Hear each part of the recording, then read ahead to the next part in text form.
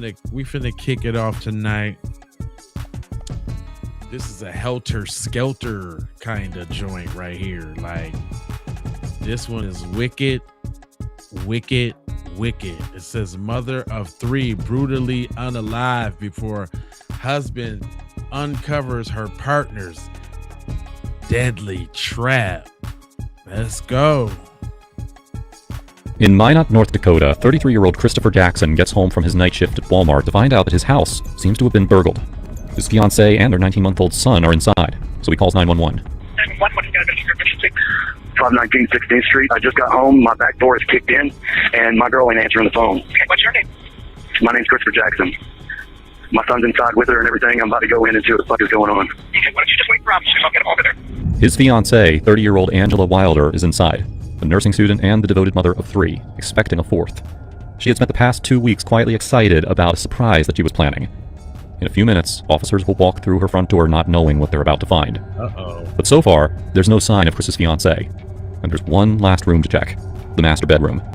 And inside, they discover the scene of Chris's nightmares. Angela lies dead on the floor in a pool of blood. She appears to have multiple stab wounds, and the fingernails on her left hand are broken. She tried to fight back, but she didn't succeed. Her killer was careful in covering his tracks because there's no sign of a murder weapon. Now, the detective's immediate theory is that Angela's killer was someone known to her. And with Chris's erratic behavior and his status as her fiancé, he's where the detectives start their investigation. His son in his arms, they whisk him away to the police department. If anyone knows why this bright, loving mother's life ended in murder, it might be him. But what he has to share will reveal this case to be anything but straightforward. Can I do this? I'll get him right away, and I promise to be taken care of, all right? We want to know what happened just as much as you say you want to know as well, okay? So we have to ask some of the hard questions, and I hope you understand, okay? We had to ask some of the questions that seem a little uncomfortable and uncalled for, but we still have to ask them. Do you understand? LA. And you watch those recorded shows, right? It does get difficult at times, but there's always a reason why we have to, okay? So if you need a break, you need a breather, you just let us know. My name is Krista. You can call me Krista. This is Greg. Okay? Can we call you Chris, or would you rather be called Christopher? Chris. You know Angela for a long time. How long? High school? Yeah. So walk me through what happened this morning, and the more you can tell us, the better chance you have. I always call her on break, just to see how she's doing, see how the kids got put to bed, everything, just to talk to her. Mm-hmm.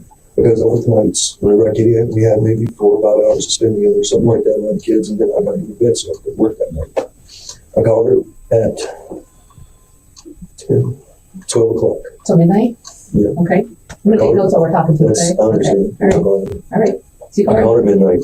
Then I called her at lunch, and we talked for a minute, and she was tired and everything. I said, "Sweetheart, are you feeling sleepy? You want to get some sleep now?" I went back to work, and then I called her. Nobody picked up. And I figured, okay, she's just tired. But she always picks up whenever I call her. She's only not picked up maybe one other time before, and that's because she was tired. She went to sleep early and stuff, and she would hear her phone. I called her, nobody picked up. I said, okay, she's just tired. Shot her a text message, said, "I love you," blah, blah, blah. I told her what was going on with the work and everything. Mm-hmm. 7 o'clock or 6:50 gets here. I go to clock out about 6:51, 6:52 or something. And I go walking out to the lot because usually she's out there. And she's not out there this morning. So I called her to see where she was at. And see, she wasn't up or getting ready because I don't have a license. So she comes and gets me from work and she drops me off. Mm-hmm. And I keep calling her, and she's not picking up the phone. So I call a taxi because I figure she's just that tired. I get to the house, and I go over there because he parks in the neighbor's driveway. I walk up to our bedroom window, it's facing the school and stuff, and I start banging on it. And I wait for her to come to the window. She has to come to the window, and I bang on the window some more, and I wait, and I do it again a couple more times, and she never comes to the window. So I walk around back, and the door is open, and something in my stomach just felt wrong. I walked up to the door, I looked in, and the door going downstairs is open too. And immediately I thought something's wrong. Her car's still here. She didn't leave. She would have answered the phone. So I called the cops, and I told them, I just got home from work. My door is open, or it's supposed to get. And then the guys came, and they wouldn't let me in the house. They asked me to wait outside, and they went inside. And just more people started showing up and going inside, and they brought me out. And I stood there for a minute. They went in, and they asked me if they could kick our bedroom door. And I told them it was okay. I heard them break the door and stuff, and they come out, and nobody's telling me a good thing. They're just walking out, getting cold. So we sit in the car and turn on the heater, and it goes. The guys go in, and they come back out. They're wiping down like the equipment and shit, all these fucking wires, and there's still no Angela. And then we sit in the car for a while. There's one fucking police car, then the next one, and now we're here. So you go to work at 10. Did she give you a ride to work then? Hey, y'all, you know what? She takes all the kids up there. if it's one thing I can't stand, a police station with bad audio. Man, we ain't too invested in this crime, and I am not finna sit here and listen to this. I have other crimes to get to when it comes to the bad audio. I can't do it. Next one. 18 or killer makes desperate move after realizing the case is closing in. 911, what's the location of your emergency? I'm worried about my wife and kids. Gunfire for a medic and an ambulance expedited response. I have always maintained that I thought she might be here.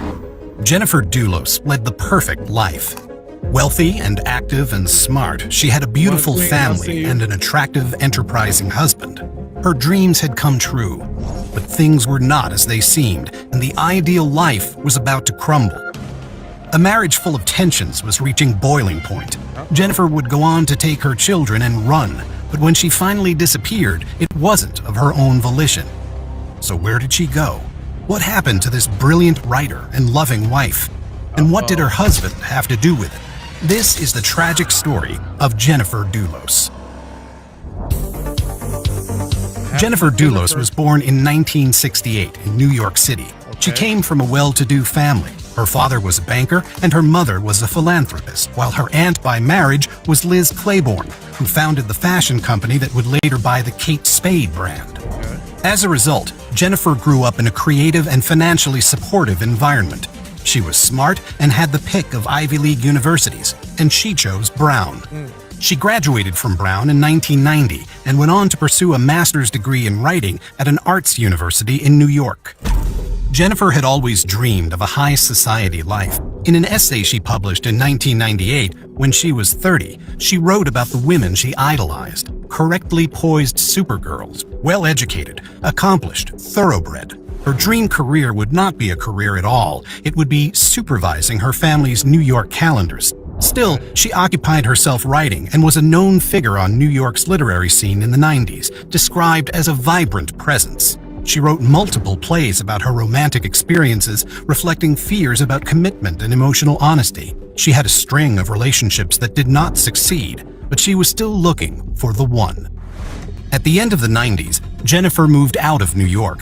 She had no more romantic luck in the countryside, and her ideal life began to feel more of a distant dream. Little did she know she'd already met the man of her dreams, the man who would become her husband. Fotis Dulos was Greek, born in Istanbul in 1967. At the age of 7, he and his family had moved to Athens, but he wanted more. In a piece of personal writing, he said he wanted to get exposed to societies and cultures beyond his own country. He was smart and ambitious, and this ambition led him across the Atlantic to Brown University, where he began his degree a year before Jennifer did. Jennifer met Fotis in her first week at Brown. They had chemistry, but it didn't go anywhere. Jennifer was settling into her exciting new life, and Fotis was preoccupied with his existing romances. He graduated in 1989 and went to Columbia for his MBA in finance. In 2000, he married another Brown graduate, Hillary Aldama. Hillary was also ambitious, a lawyer and a writer, but this led to friction in their relationship. There is something very attractive when you're a creative person yourself and you meet somebody who's also an entrepreneur. You're riding that high bridge with them and you're kind of like dangling off the sides. Fotis was indeed living a successful life. He was a manager at a technology consulting firm and sought the high life wherever he could. A friend said everything with him had to be the best ski equipment, the Porsche. He was also highly athletic, early to the 2010s wellness trend. Jennifer had been a competitive squash player and continued to enjoy running. They had a lot in common, and with Fotis' marriage to Hillary on the rocks, it was no wonder that sparks flew when Fotis and Jennifer ran into each other at the airport in Aspen in 2003. A year later, January 13th, 2004, Fotis emailed Jennifer. His divorce from Hillary was in progress, and he wanted to meet up with Jennifer. He wanted to breathe life into the connection they'd always shared since they first met at Brown in 1986. Jennifer described him on her blog as this young man I'd always liked. We had a special chemistry together, always, something special and precious, and we were careful to be careful with one another until lightning finally struck. In 2004, a month after Fotis and Hillary's divorce went through, Jennifer and Fotis were married in Manhattan. The divorce was settled amicably, but Hillary was glad to be out of it. That was a relationship that was very unhealthy, that actually ended up involving a high-profile case. You literally dodged a bullet there. I think so. No one could have known how Fotis's second marriage would end. Jennifer certainly didn't. She thought she was getting everything she dreamed of: a supportive, athletic, and attractive husband, a large family, and a life of luxury to go along with it. The couple moved to picturesque Farmington, Connecticut, and there Fotis started his own business with the financial backing of Jennifer's banker father. In Connecticut, Jennifer struggled to make new friends. She socialized mainly with Fotis's friends and participated in his hobbies like water skiing, though she hated it. Her own interests, such as writing, were set aside, and her unfinished novel manuscript went into a drawer to collect dust. Fotis had a very chaotic working method. A friend described him as a last-minute shooting for the deadline kind of guy. Meanwhile, they were both getting stressed under the pressure to have children. They both wanted to conceive, but they were struggling. They turned to medical intervention, and finally Jennifer gave birth to twins in 2006. But this heralded a new era of their relationship, and the beginning of its decline.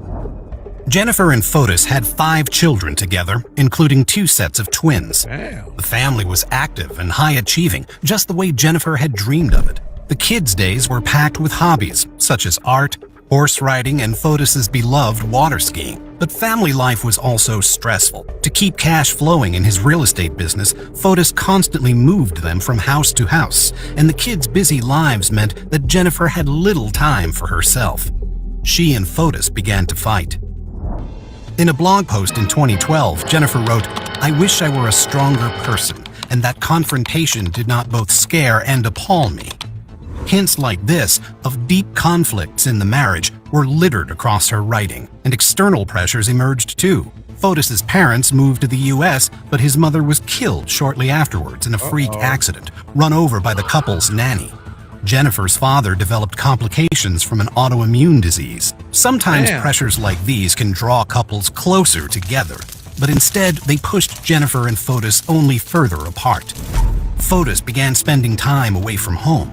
Sometimes he was gone for as many as 10 days each month on what he said were water skiing trips. Jennifer, meanwhile, drew into herself, spending more time reading, and became increasingly isolated as Fotis cut her off from her friends. Fotis also displayed aggressive behavior. He punched out a parking lot attendant at her parents' apartment building and forced the kids to compete at ever higher water ski levels when they didn't want to. Jennifer wrote, "They are physically and emotionally exhausted and have begged me to do something about it. We are all terrified to disobey my husband." Things came to a head in 2017. Jennifer's father died, and it was amidst her grief that Fotis told her he was having an affair. His mistress was a Venezuelan woman named Michelle Troconis. Born in 1975, Michelle was a marketing and PR manager for high-end resorts, an advanced skier with ambitions to rank in the top 50 water skiers nationwide. Just the way Fotis and Jennifer had felt an instant attraction when they reconnected in 2003, so too did Fotis and Michelle now realize their similarities, and Fotis cast Jennifer aside. Fotis told Jennifer he'd fallen out of love with her. He said he still wanted to remain close with her and the children, however, and did not want them to move. He even suggested that Michelle could move into their mansion, which was plenty large enough to host all of them together. Jennifer couldn't believe this. She opened up to the kids' nanny. She opened up more, saying that she was no longer in love with Fotis, but she had 5 kids, so they were going to try and work out what they could. After an emotional year, she was reaching breaking point, and there was one final straw. Jennifer and Fotis had an agreement not to bring guns into the home for the sake of the kids. Yet around this time, Fotis bought a 9mm Glock. Jennifer learned this not from Fotis himself, but from their children. Fotis had shown the gun to the kids before telling Jennifer he'd bought it, so breaking their agreement. The introduction of a deadly weapon into an already conflicted household worried Jennifer. She was afraid of what Fotis would do to her or with the kids if she filed for divorce while they were living under the same roof. So she made a plan to move out secretly.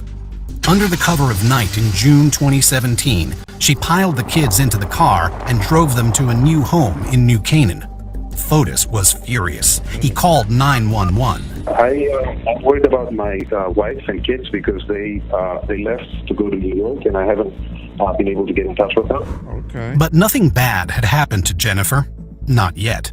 The next day, she filed for divorce. In the filing, she wrote, "I know that filing for divorce and filing this motion will enrage him. I know he will retaliate by trying to harm me in some way." She mentioned Fotis's affair with Michelle and alleged he had threatened to kidnap their children if Jennifer did not agree to his terms. The couple were given temporary joint custody while the divorce was settled, but Jennifer made multiple requests for emergency sole custody. In March 2018, this was granted, as a judge learned that Fotis had been seeing the children in the presence of Michelle, which was not allowed, and telling them to lie about it. Fotis had lost custody of his children. He also felt undermined and emasculated. He claimed Jennifer had told the kids, "Your father likes Farmington because he is not that smart. Successful people live in New Canaan." On top of all this, he was losing money. Upon Jennifer's father's death, her mother sued Fotis for the loan he'd been given for his business, at least $1.7 million. Damn. The pressure was escalating, and the outcome of the divorce looked like it would be humiliating indeed. In May 2019, relations had soured even further. A family dog was dying of a terminal illness, and Fotis and Michelle wanted the kids to visit to say goodbye. Jennifer didn't trust Fotis even this far. She wouldn't let the children go. An employee of Fotis witnessed Michelle's resulting fury. She said that should be buried right next to the dog. It was not long after this that Jennifer Dulos went missing. On May 24, 2019, Jennifer was seen dropping the kids off at school in New Canaan at around 8 a.m. She was then seen by a neighbor's security camera returning home at 8:05. She had 2 doctor's appointments scheduled for that day in New York City, an hour away, one at 11 a.m. and one at 1 p.m. She did not turn up for either appointment. At around 11, the children's nanny, Lauren Almeida, arrived at Jennifer's house. She let herself in. Did you notice anything unusual when you went to the garage? When I went into the garage, yes, the Range Rover was still there and the Suburban was gone when she told me she would be taking the Range Rover. Did you notice anything unusual? A couple things, yes. Tell the jury what you noticed. So first, her purse was on the floor. The tea was still full. There were only 2 rolls of paper towels left. Lauren went about her daily tasks as usual. She wouldn't recognize these signs as foreboding until later on. She picked up the kids and texted Jennifer because one of the kids couldn't find her iPad, but Jennifer didn't answer. They were supposed to be meeting Jennifer at her mom's apartment in Manhattan, but Jennifer never showed up. It's like my stomach just sank because she never not answered her phone. Lauren called around to Jennifer's friends. No one had seen her. Upon learning that her boss hadn't turned up to her appointments in New York and hadn't been seen since 8 that morning, Lauren called the police. The police found blood spatter on the floor, door, and a wall in the garage. There was also blood on the exterior of the Range Rover and in the kitchen. When they DNA tested this blood, they found it was all Jennifer's. All of it except the blood on the kitchen faucet, which was a combination of Jennifer's and Fotis's. Someone had tried to clean up the blood, which was why Lauren hadn't noticed any, and why there was so little kitchen roll left. Jennifer's Suburban was found parked behind Waveney Park in New Canaan that night. On May 26th, the police commenced a search of the 300-acre park. As the days passed without any sign, they extended their search, looking in the vicinity of Fotis's properties. When a wife goes missing, the husband is always the first port of call. And in this case, with such a contentious divorce going on, Fotis cut a highly suspicious figure. And new evidence was emerging. The area had a lot of CCTV coverage, since it was filled with high-value properties whose owners valued their security. Doorbell cameras and street CCTV captured the sequence of events on that fateful May 24th as clearly as any eyewitness. At approximately 7:30 p.m. on that day, a pickup truck registered to Fotis's company was seen driving down Albany Avenue with several trash bags in the back. it dipped out of camera view, and then when seen again, there were considerably less bags in the back, and a man could be seen getting out to put another bag in a trash can. This routine continued several times. The driver was Fotis Doulos and the passenger was Michelle Troconis, and they were disposing of something piecemeal, like they were trying to avert suspicion. The police searched these trash cans. They found all the evidence the pair had been trying to dispose of, a huge collection of items, many of them stained with Jennifer's blood. The items included cleaning materials, Jennifer's clothes, and zip ties. This was enough for the police to consider Jennifer's disappearance a suspicious death, and for both Fotis and Michelle to be arrested. A search warrant uncovered further damning evidence. At Fotis's house, the police found what they called an alibi script. It was a handwritten timeline outlining both Fotis and Michelle's movements on May 24th and 25th. It claimed Michelle had spent the morning when Jennifer had been killed running errands, a story Michelle stuck to in her first police interview. Fotis killed Jennifer. Okay, this is a fact. We know this. Michelle reacted shocked, but was this genuine? She invented a story about the timeline being a request from Fotis's lawyer, but it omitted their trip dumping trash on the evening of May 24th, when they'd been seen clearly on CCTV. If this was a lie, what else were they hiding? Michelle was interviewed 3 times. Across these interviews, she contradicted herself and Fotis. When asked where Fotis had been on the morning of May 24th, she stated they'd woken up together at 6:40 a.m. This was inconsistent with Fotis's cell phone records, which showed his alarm had activated at 4:20 a.m. and had been shut off at 4:21 a.m. When pressed, Michelle said that Fotis might not have been at home all morning. Finally, in the 3rd interview, she admitted that Fotis had not been home when her own alarm went off at 6:40 a.m. Fotis's alibi had collapsed. With that, the story began to unravel. On May 29th, Fotis and Michelle together took the pickup truck, which belonged to one of Fotis's employees, to a car wash. The police seized the vehicle in June, and Jennifer's blood was found on the passenger seat. All the couple's efforts to cover up what they'd done couldn't escape cold, hard facts: DNA evidence and CCTV recordings. A residential surveillance system showed a figure on a bicycle cycling towards Jennifer's house at 7:31 on the morning of May 24th. It was Fotis. Another surveillance camera caught the pickup truck driving towards that area and parking in a turnoff behind Waveney Park, the same turnoff in which Jennifer's Suburban would be found later that same day. The truck bed was at that point empty. At 8:05, Jennifer arrived home, and at 10:25, her Suburban was seen driving away from her house, but it was not Jennifer who was driving it. In those 2 hours and 20 minutes, Jennifer had been murdered. What exactly she was subjected to by her soon-to-be ex-husband, we don't know.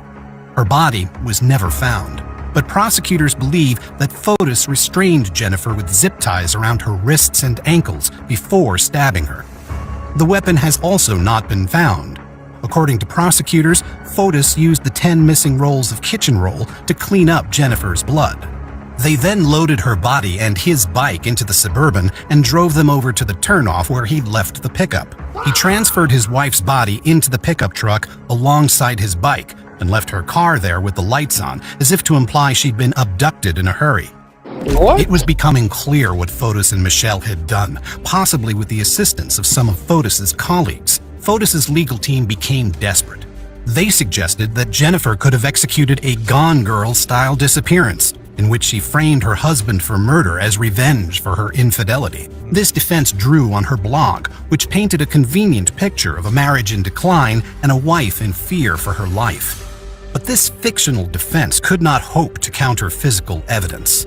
And Fotis was lacking in sympathy. He already had another girlfriend living with him, Anna Curry. Michelle was turning on him, as the public was too, and when he was indicted for murder in January 2020, Anna paid for some of his bond, but the rest of it was raised against properties he did not actually own. On January 28th, Fotis realized he was likely to be taken back to jail, where he would remain until the trial, which was not looking positive. It might have been his last day of freedom. Maybe that's why he did what he did next. Update on Fotis Doulos, who was reportedly found unresponsive at his home earlier today. That morning, Fotis had sent Anna out on an errand. Then he sat in his car with a hose attached to the exhaust pipe, having written a suicide note. He wrote, "If you are reading this, I am no more. I refuse to spend even an hour in jail for something I had nothing to do with. Enough is enough. If it takes my head to end this, so be it." Paramedics managed to resuscitate him, but he died 2 days later in hospital. Some of Jennifer's friends viewed this as justice. Others saw it as a cowardly escape from closure and consequences. But Michelle remained alive and had also been indicted in January, alongside Fotis's former attorney, Kent Mawhinney, who'd been mentioned in both alibis. Wow. 6 days before Jennifer's disappearance, 2 members of Kent's gun club had stumbled upon a hole in the woods behind the club. It was 2 feet wide, 6 feet long, and 3 feet deep, the shape of a grave. There were 2 unopened bags of lime in it. Lime can be used to decompose a body. When they came back to investigate 4 days later, 2 days before Jennifer went missing, the lime was gone. No remains were found in that area when the police searched it. Kent faces other charges against his own wife, and his trial date in the case has not yet been set. But Michelle was tried in January 2024, and in March, she was found guilty of all 6 counts. She was convicted of conspiracy to commit murder, 2 counts of conspiracy to tamper with physical evidence, 2 counts of tampering with physical evidence, and 1 count of second-degree hindering prosecution. That Michelle was convicted of murder without a weapon or a body shows the strength of the prosecution's case and the certainty of the jury that she did it. What are your thoughts on this tragic story? Did Jennifer's case result in justice? Until next time, stay safe, keep up with our channel, and we will see you very soon. That was a good one, y'all. Shameless plug. He says, stay safe. I'm saying stay alive, don't get murdered. Link is in the description. Say it with your chest. It's also running at the bottom of the screen. Next case up. We got a crazy one, y'all. This one's crazy. I didn't know what to think about it, so we're going to discover it together. It says, TikToker pretends to be 14, acts innocent in court. It's crazy. She danced in that TikTok video like she was just another teenage girl, kicking her legs up in a public bathroom, posing for the camera with that carefree smile. A 23-year-old woman deceived everyone by posing as a teenager. She fooled parents and convinced young males. She danced her way into their lives with carefully crafted lies. It was all performance, leading to serious criminal charges involving young people. Then came the moment in court that stopped her dancing forever. This is the chilling case of a TikToker who thought she could pose as 14 to cover up a deceptive scheme, a deception so calculated it turned social media into her personal hunting ground.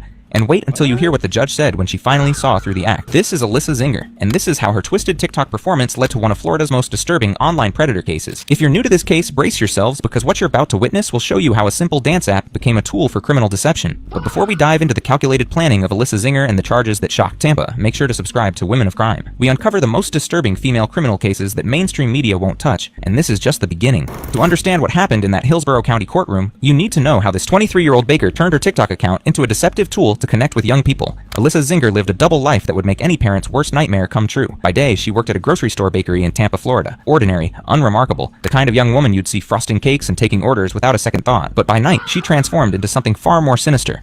Armed with nothing more than a smartphone and social media apps, she crafted an elaborate teenage persona designed to gain illegal access to young people. The preparation was meticulous. She studied how these individuals talked, typed, and behaved online. She learned their slang, their interests, their patterns. She created the perfect digital mask that would fool not just the young people she targeted, but their parents too. And then she began her search. Her platform was TikTok, where millions of her targets scroll through endless videos every day. But Alyssa wasn't there to watch dances or comedy skits. She was there to identify targets for criminal activity. The first victim thought he was talking to a peer. She found him on TikTok in January 2023 and quickly moved their conversations to Snapchat, a platform where messages disappear, making it harder for parents to monitor. She adopted a false identity as a peer, showing interest in his life and personal details. Using sophisticated deception tactics, she maintained this ruse over an extended period. Police testimony indicates these meetings occurred approximately 30 times, during which the individual believed the relationship was genuine. But here's where the story takes an even darker turn, and this detail will shock you when you understand its full implications later. While this criminal activity was happening, Alyssa was already targeting other individuals. She wasn't satisfied with one victim. She was building a network. By May 2023, she had moved on to a second individual and thought he was in a social relationship with a peer. The pattern was identical, but this time she took the deception further. She deceived not only the individual, but also his family. She appeared in social situations with this person, being welcomed by the family as their son's friend, completely unaware of her true identity. This association lasted from May through October 2023, cloaked behind a facade of friendship and social connection. But remember that timeline, October 2023. That's when everything started to unravel, and the reason why will make your blood run cold. During all of this, investigators would later discover Alyssa was documenting these encounters illegally. She was creating prohibited material. She was building a digital collection of unlawful content. But the most troubling part was her intent with this material. When this second victim decided to end their relationship in October, Alyssa's carefully constructed world began to crumble, and her reaction revealed the true monster hiding behind the teenage mask. The power dynamic she had so carefully crafted was slipping away. So she decided to destroy him. Remember that detail about her recording encounters? Here's where it becomes crucial. After their breakup, Alyssa went to the boy's house under the pretense of needing to charge her phone. While he was in another room, she went through his personal device and found something that would become her weapon of revenge. Evidence was discovered that led to additional charges. According to testimony, material was distributed without permission to multiple parties through Snapchat. This became a public humiliation campaign that would ultimately lead to her downfall. But here's what she didn't expect. When the female victim in that video discovered that her most private moment was being circulated among her classmates, she didn't suffer in silence. She went to the police. October 2023, a teenage girl walks into a Tampa police station and reports that someone named Alyssa Zinger is distributing material featuring her. That single act of courage would expose everything. Detective Amanda Baranowski took the case and began what would become one of Tampa's most disturbing investigations into online predation. She couldn't find any record of a 14-year-old girl by that name in the school system. No enrollment records, no academic history, nothing that would verify the existence of the homeschooled teenager the victims described. But there was a 22-year-old Alyssa Zinger in the system, and that's when the pieces started falling into place. The investigation revealed something that would make any parent's blood run cold. This wasn't a one-time incident. This wasn't a mistake or a moment of poor judgment. This was a systematic pattern of criminal deception that had been going on for almost a year. As Detective Baranowski dug deeper, she discovered that Alyssa Zinger had been targeting multiple young people simultaneously. While engaged in illegal activity with one victim, she was manipulating others. While she was in a relationship with one individual, she was already searching for the next target. She was specifically targeting young people who knew each other. She was systematically working through a network of individuals using her relationships with some to gain access to others. And the most disturbing part? Some of these young people had no idea they were all victims of the same individual with criminal intent. When Detective Baranowski interviewed the first victim who came forward, the details he shared painted a picture of systematic psychological manipulation that went far beyond simple deception. The boy described how Alyssa would become aggressive when upset, how she would threaten him, how she would try to control his relationships with others. He told police that she had threatened to have him jumped by high schoolers when he tried to break up with her. But keep this detail in mind. Even in her threats, she maintained the fiction that she was a teenager with teenage connections. The psychological profile that emerged was chilling. Here was an adult woman who had so completely immersed herself in the world of middle school students that she could navigate their social dynamics, understand their fears, and manipulate their emotions with surgical precision. She knew exactly what to say to convince parents that she was just another teenager. She understood social relationship patterns and used this knowledge for deception. According to court testimony, her actions involved calculated criminal conduct, but the investigation also uncovered something else that would shock investigators, evidence of an earlier encounter that revealed just how long Alyssa had been perfecting her deception. In July 2023, months before the case broke open, Alyssa Zinger and one of her victims had been detained for shoplifting at a Nordstrom store. The body camera footage from that incident provides a chilling glimpse into how skilled she had become at maintaining her teenage persona even under pressure. The footage shows a young woman sitting in a holding area with what appears to be a teenage boy. But listen carefully to the conversation, and you'll hear something that should have been a massive red flag. So this girlfriend not your daughter? Okay. Have you contacted your parents? Yeah, but I can't get hold of her.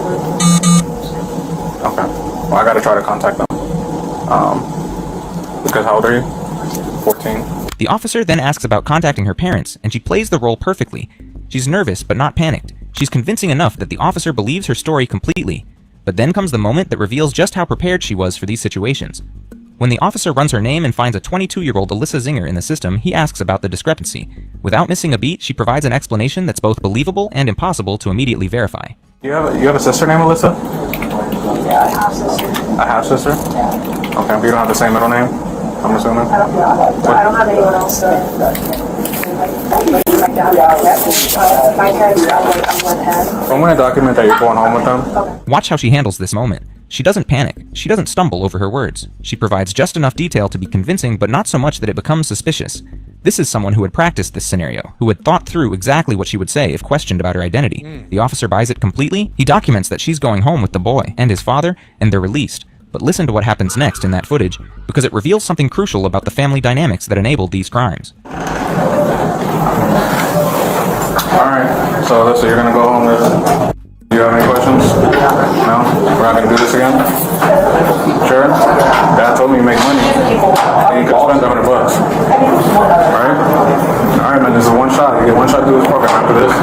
There's no more, so let's just make smart choices, okay? Alright, take care. The most chilling part of this footage is how comfortable Alyssa appears in this environment. She's not nervous about being caught in a lie. She's not worried about maintaining her cover story. She's completely at ease pretending to be a teenager in front of adults and police officers. This wasn't her first time doing this. Remember this detail about her comfort level. It becomes crucial when you see how she behaves during later police encounters. When Tampa police executed their first search warrant at the Zinger family home in November 2023, the body camera footage captured a family in crisis, but not in the way you might expect. The footage begins with officers explaining to Alyssa's parents that they need to search the house and seize her phone, but from the very first moments, it's clear that this family has a very different understanding of what's happening than the police do. The detective said nobody can go in the house. Okay. So that's weird because I talked to my lawyer and he says you guys aren't under arrest. You guys aren't. There's a search warrant for that. She told me she got a search warrant and nobody's allowed in the house. For the phone or for my home?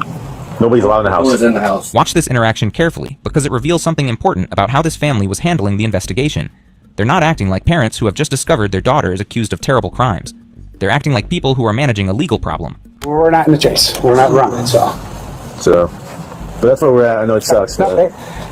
This situation sucks. Me not going in my home right now, that's the least of my worries. I got a beautiful young daughter that's in a, this is going to be happening. She's got a lot of problems and mental issues and stuff, and it just sucks that, I don't know if you have kids, but... Yeah, we have 2 kids. I have 2 kids, yeah. Notice what he's doing here. He's immediately setting up the narrative that will later become her defense strategy. She has problems and developmental issues.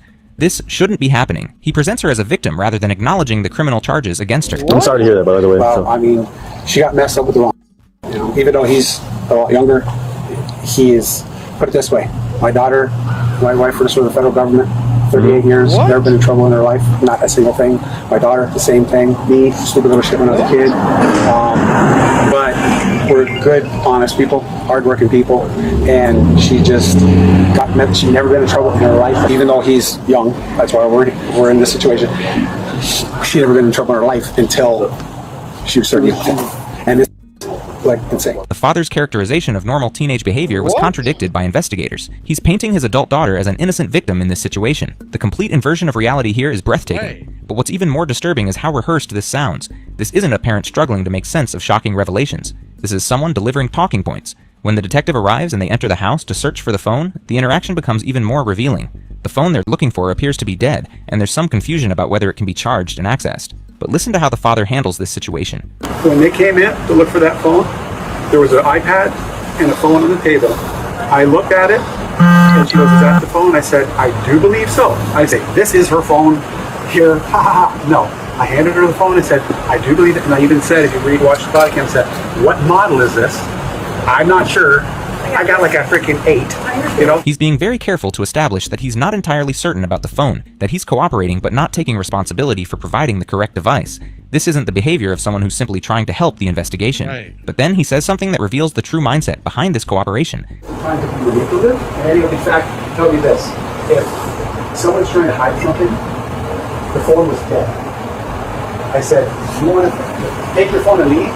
Which I could have said if I was not trying to work with you people. But what did I say? I bet you watched the cam. I said, "Ma'am, there's a charger right there. Go ahead and charge the phone." Notice how he's trying to paint himself as helpful, while simultaneously establishing that he could have been obstructive if he wanted to. The investigation would later reveal that this phone wasn't actually Alyssa's device at all. It was her mother's old phone, one that hadn't been used for calls since 2021 and had never had social media apps installed on it. When confronted about this discrepancy during later searches, the family would claim that Alyssa's real phone had been lost, but the body camera footage from this first search suggests that the phone switch wasn't a mistake. It was deliberate. Keep this detail about the phone deception in mind, because it becomes crucial when you understand how far this family was willing to go to protect Alyssa from the consequences of her crimes. During the same search, there's another moment that reveals the psychological dynamics at play in this family. The father becomes emotional and says something that shows how completely they've reframed this situation in their minds. You can say one good thing that's come out of this: we got our family back. You know, we finally got our daughter back. She plays with us and watches TV. She hangs up with us now. but she won't have a phone ever again. Think about what he's saying here. The father described the arrest as bringing positive changes to their family. This response pattern may reflect complex family dynamics when dealing with legal challenges. They're not seeing Alyssa as someone who committed serious criminal acts. The defendant faces serious charges. They're seeing her as someone who got in trouble and needs protection. But the most disturbing part of this footage isn't what the parents say, it's what Alyssa doesn't say. Throughout this entire interaction, she's largely silent. She lets her parents do the talking, make the excuses, provide the explanations. She's comfortable allowing others to manage the consequences of her actions. When police returned to the Zinger home in January 2024 to execute a second search warrant, this time to photograph Alyssa's bedroom, the family dynamics became even clearer. The body camera footage from this search shows a family that has had months to process what's happening, but their response reveals that nothing has fundamentally changed in how they view the situation. The officer explains to the family what they're going to do. Our crime scene picture, whenever she gets here, we're going to go through the house, and we'll take pictures and document and stuff like that. And she'll also get a copy of, or she'll get a copy of the search warrant to take pictures and document that too, which I'll go ahead and just kind of review this with you now, okay? Are they going to post these pictures now? They don't post your pictures. This is for their investigation. Okay, well... There's nothing to be anybody's business. That's nobody's business. Even facing serious criminal charges, even months into an investigation, her primary concern is still about her privacy and reputation. There's no indication of concern for her victims, no sign that she understands the gravity of what she's done. They just got to do their job. They got to take pictures of what they need to do. And I think you guys should leave. I can't. Well, I mean, they've surrounded the whole car. Like, I really can't. I don't think they meant it like that. Well, there's 5 cars, so how do I back out? Later in the same footage, she makes a comment that reveals her complete lack of understanding about the seriousness of her situation. I feel like I'm a murderer. They got to protect. Hey, they don't know who here. They got to protect themselves. This is a crazy world. People are mental. They got issues. There's men probably out there that would do something stupid. You know what I mean? They got to protect themselves. You know what I mean? But Alyssa's complaint reveals how she sees herself in this situation. In her mind, she's not a serious criminal who poses a threat. She's someone who's been caught in an embarrassing situation and is being treated unfairly. This mindset would persist throughout the legal proceedings and would ultimately contribute to her downfall in court. At one point, while police are working in another part of the house, you can hear Alyssa and her mother discussing the situation. Did they hear it collapse? They all... What, in her bedroom they do that? They're all broken, and it's heavy. I think their main focus is her. Did it collapse? Yeah, they hear it in my room, not that. That's what they're worried about. Hey, they're doing their job. A lot of crazy people out there. So, and a lot of people don't like police, you know? But that's not us. You know, like I said, we back you guys 100%. That's for sure. We have friends. And yeah, you're friends with a lot of police. I have a lot of friends that are police, and we are firefighters. And he's trying to establish that they're good people who support law enforcement, as if this somehow changes the nature of what Alyssa has done. This kind of appeal to respectability is common among families dealing with serious criminal charges, but it reveals a fundamental misunderstanding of how the justice system works. The relationships with police officers don't change the evidence against you, but this family seems to believe that their social standing should somehow protect them from consequences. This mindset would prove to be a significant liability when they appeared in court, because it suggested they didn't fully grasp the seriousness of the charges or the strength of the evidence against Alyssa. The final piece of body camera footage that provides crucial insight into this case comes from a conversation that was captured when the family didn't realize they were still being recorded. When Alyssa finally appeared in court for her bond hearing in April 2024, the contrast between her behavior in the body camera footage and her courtroom demeanor was striking. Judge Laura Ward presided over the hearing, and her observations about Alyssa's behavior would become some of the most quoted moments in the entire case. Every time something happens that the state puts on that maybe you disagree with, you shake your head no. You don't seem to understand that the problem is not who recorded the video. The problem is you are in multiple videos with young boys. You are an adult. You are the problem here. Your actions on these boys are illegal, and it's not okay. Whether they took the video or you took the video, you are the only adult. After countless hours of manipulation and deception, a judge stated the simple, devastating truth. Alyssa Zinger was an adult who knowingly deceived young people. Everything else was just noise, but the hearing also revealed something else that would shock the community. Prosecutors argued that Alyssa's parents had helped her cover up her crimes. During the hearing, prosecutors presented evidence that the phone provided during the first search warrant hadn't just been the wrong device by accident. They argued that it had been deliberately provided to obstruct the investigation. Judge Ward addressed this directly. What I can't understand is when they are trying to help you to the extent that it interferes with a criminal investigation and to the extent that it helps you evade accountability and responsibility. Body camera video was shown in court depicting the moment when Alyssa's father handed over what he claimed was her phone. The footage clearly showed him presenting the device as belonging to his daughter, not mentioning that it might be the wrong phone. When the real phone was never produced and the family claimed it was lost, prosecutors argued this was evidence of deliberate obstruction. The implications were clear. This wasn't just about one woman's crimes. This was about a family system that had enabled and protected a predator even after her crimes were exposed. The defense team's strategy during the bond hearing revealed their plan for the upcoming trial, and it followed a predictable pattern. Blame everyone except Alyssa. Her attorney argued that Alyssa had developmental delays and emotional issues stemming from childhood bullying. They pointed to an individualized education plan from her high school years as evidence of these delays. I think it's clear from just the content of the text messages, this is not a 22-year-old adult having communication with somebody who she saw as her equal. But prosecutors had a devastating response to this claim. They pointed out that there was no evidence of any developmental delays in Alyssa's school records beyond the IEP, which can be created for a variety of learning differences that don't affect someone's ability to understand right from wrong. More importantly, they argued, Alyssa's behavior showed clear evidence of sophisticated planning and deception that contradicted any claim of diminished capacity. She had maintained elaborate lies across multiple relationships for months. She had navigated complex social media platforms and understood exactly how to manipulate others' emotions. Most tellingly, when caught shoplifting months earlier, she had immediately created a believable lie about having a half-sister with the same name, a lie that was sophisticated enough to fool police officers. The prosecutor was direct in rejecting the defense's argument. This is not a 22-year-old child. They would argue there are no conditions of release reasonably sufficient to protect the community from the risk of physical harms to persons, and specifically to male individuals under the age of 18. Judge Ward agreed, but her reasoning went beyond just the risk of reoffending. Her comments suggested that she was troubled by Alyssa's apparent lack of understanding about what she had done wrong. You showed no regard for the safety of these young boys. The bond hearing also included testimony from Detective Amanda Baranowski, who provided additional details about the scope of Alyssa's crimes that hadn't been previously revealed. Detective Baranowski testified that the investigation had uncovered evidence of illegal encounters with victims on multiple occasions, sometimes within days of first meeting them. This testimony was crucial because it showed that the defendant was moving quickly to criminal activity, contradicting the defense's claims about her mental capacity. Detective Baranowski also testified about the evidence they had recovered, including text messages and videos that showed Alyssa claiming to be a teenager while clearly demonstrating adult knowledge and sophistication. He indicated that a video of himself was being circulated through Snapchat. Did he know who was doing it? Yes.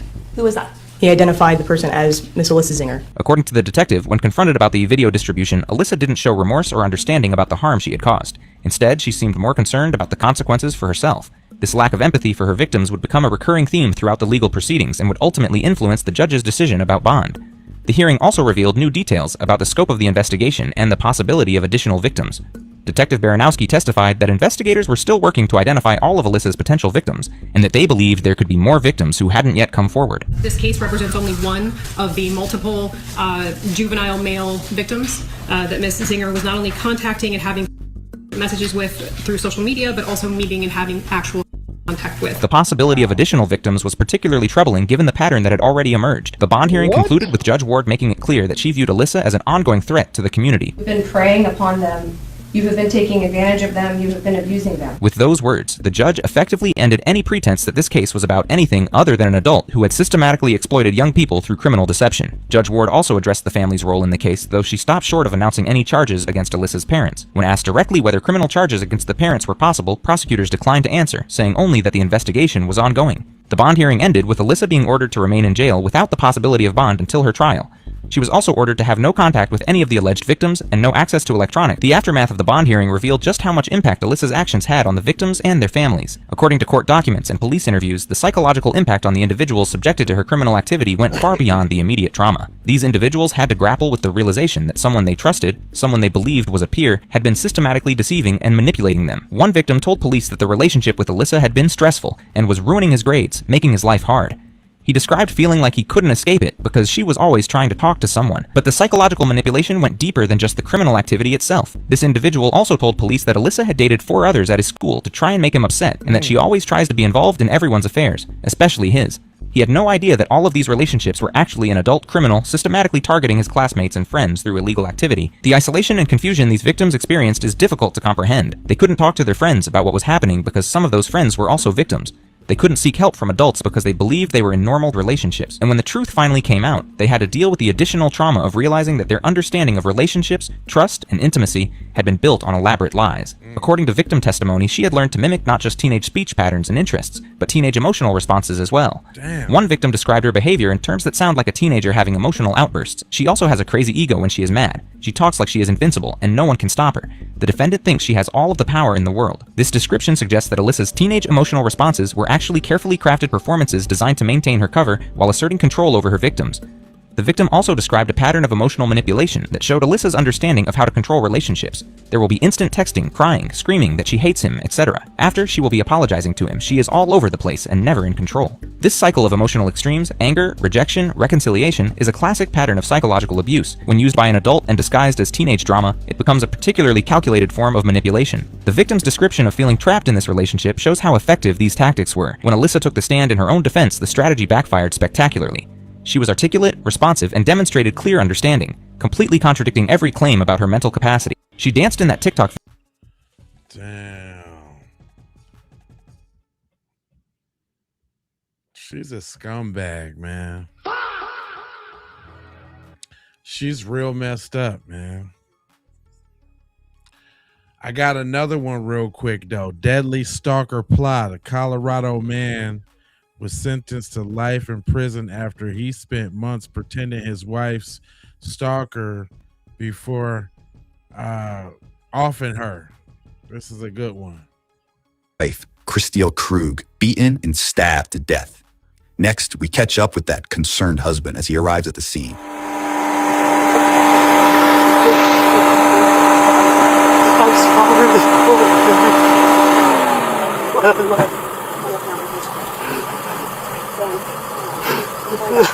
Police identify the man, seen here, as 44-year-old Daniel Krug, the victim's spouse of over 20 years. You,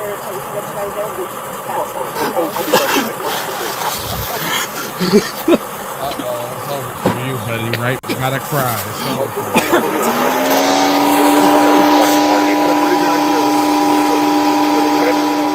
Let's rewind about a month earlier, when the victim alerted authorities about an alleged longtime stalker, who she says recently cranked up the heat. All right. When did he pop back up? So, first text message was back in October. Okay. Just threats. And just out of nowhere? Just He popped does back? this. He does this, and he's been doing it for over 20 years. Okay. So this is This is the first time it's this violent, Okay. aggressive. Normally it's hey, how's it going? Okay. So the last contact was, I'm guessing, more than 5 years ago, just because it was I had a Facebook account at the time, and I don't have that, and haven't had it since pre-pandemic, so Okay. easily, wonder how many years before that. Yeah, no, completely out of the blue, and not engaging at all, so there's absolutely no response from me. Okay. And he's still going. The in-person stuff that's scaring the crap out of me, my logos was starting since last Tuesday, and it's been almost every day since. Okay. I've gotten a few days break. And it's always been text message, or has it been? And emails. Email, okay. And he's changing his phone number every single time he text messages me too. Christelle explains that an ex-boyfriend from over 2 decades ago, who she says has periodically contacted her over the years, suddenly popped up again. But this time, things were different. The soon-to-be victim describes explicit text messages and emails that grew to be threatening in nature, alongside inappropriate pictures too graphic to show. Next, investigators invite the couple to the police station to get more details on the alleged stalking, after they said a cryptic photo of Daniel heading to work was sent to Christelle's email. So anyway, that made me go, is this his number? Where is he right now? What kind of car is he? Like this was alarming. He's never said this kind of stuff to me before, so whatever. And the fact that it went so emotional is like something's really wrong here.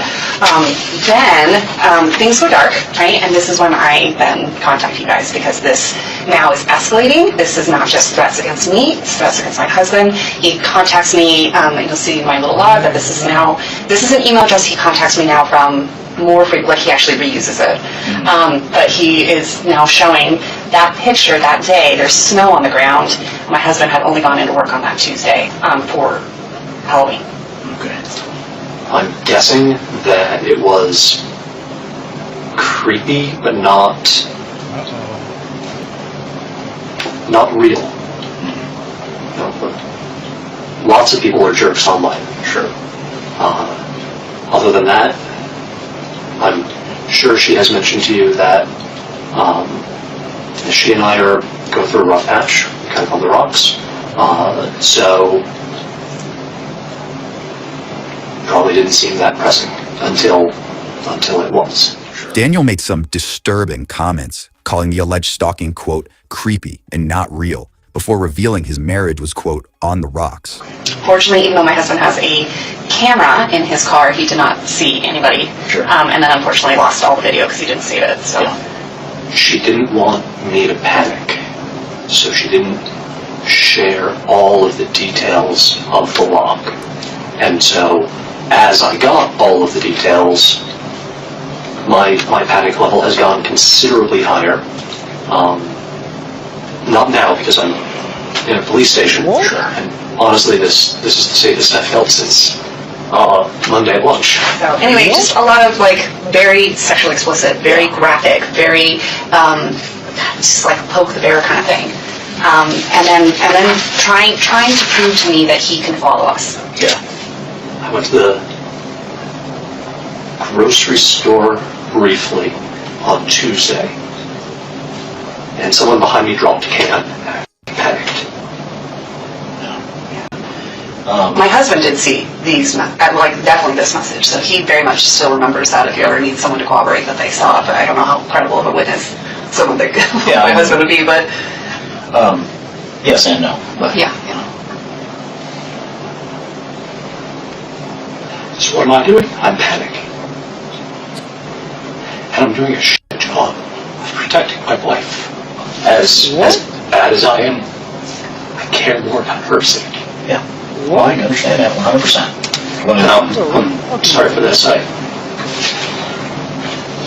wear a mask around the kids. Absolutely. I'm sorry. Unfortunately, like, because this is now like so distracting and so constant, and it just like anytime my phone buzzes, I'm just like, I don't know what's coming my direction. That takes us back to December, where Daniel is caught on a surveillance camera, casually walking into work and waving at a security guard, moments before calling police. Springfield Dispatchers meeting. Hi there. My name is Dan Krug. I don't think this is an emergency, but this feels really weird. Okay. My wife isn't responding to text messages or phone calls. Okay. And we've had threats against us. We have both been targeted by a stalker. Okay. Threats have been made against my life. Okay. And threatening to like kidnap her, which is why I'm nervous that she's not answering me. Yeah, What? I didn't protect her. I was supposed to protect her.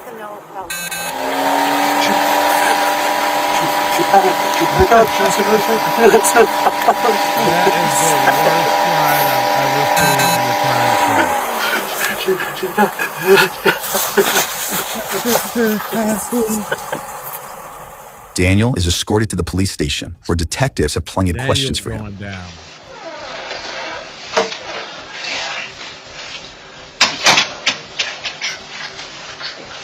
He get an F for effort. He is terrible. Call police. Conversion, call police. Did what you said. I had to protect her. This dude is terrible. I was never her. She was rushing me out the door. I was Greenfield. I was leaving. She told me I had to go because she had a meeting. She was rushing me, and yeah, he way I went. overdoing it. Sonic. She sent tissue, but she texted me asking me to pick up. So I canceled or skipped my CFO meeting. So I and I left her for this. And you couldn't get a hold of her. She sent you that text. And that's as much contact as you had with her today. And I panicked when the handshake. The check marks weren't there. The bewilderedness. He's so bewildered. Discombobulated. Daniel tells his initial story to investigators, saying his wife allegedly rushed him out the door before texting him about the kids shortly before the attack. Prosecutors would later allege that Daniel sent himself the message from his wife's phone in a suspected alibi attempt. That's when he said he noticed she hadn't read the text and panicked before calling police and a neighbor. You mentioned earlier that she didn't tell you about something kicks. Which one was that? Kickman. That's what we call a sucker. Doesn't deserve. Okay, and Midge came up with Kickman because Yeah, I remember him, and LJ is going to kick his ass. Daniel now explains the family nicknamed the alleged stalker Kickman before one detective decides it's time to read him his rights. Let's see what he has to say. We just now need to talk about your rights so we can proceed with getting the answers that we both want. Yeah. I have two different voices going through my head right now. I have my brother. Yeah, I've mentioned him. He's the sheriff's lieutenant. And I have his voice saying, talk to the police. And in typical cop fashion, he married a prosecutor. So I had Lynn's voice in my head going, get a lawyer. Daniel ultimately agrees to talk, for now, but one detective digs in for further details. I just want to... What caused the, I guess, anxiety or panic as to why it was so concerning that she didn't respond? It was a really specific question about a time impacting the kids. Uh-oh. That's something she will always respond right away on. And then, other than that... Talking too much. That was enough for me. That felt weird. It hurt me that she didn't tell me about the stalker when it started, but she brought me in right away once he sent her a picture of me. And at that point, she brought me fully up to speed, and I saw the horrible messages. I saw the Grace type vibe, ad, though, for real. all that crap. And that's when she and I started working on game plans. Again, what do we do to protect family, to protect the kids, define your threat level.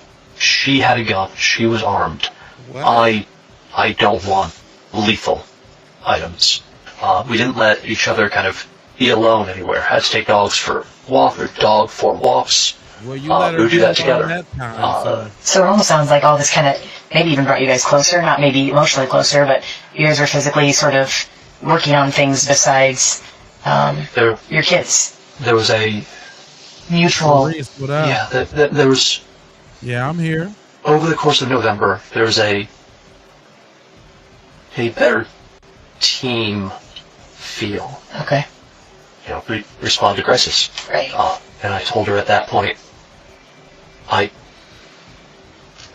told her I didn't want to die for someone who didn't care about me anymore. This dude needs to just shut up. That's really hard. He's making me sick right now. And I told her I wanted a divorce. And how did she take that? Angry. Obviously. Mostly anger that I said it now, with everything else going on. So she said she didn't want to talk about it until all of this was done. And then he got quiet, and we just kind of sat in that. I want a divorce. Okay. What? I've loved you every choice. Bro, what are you talking about, man?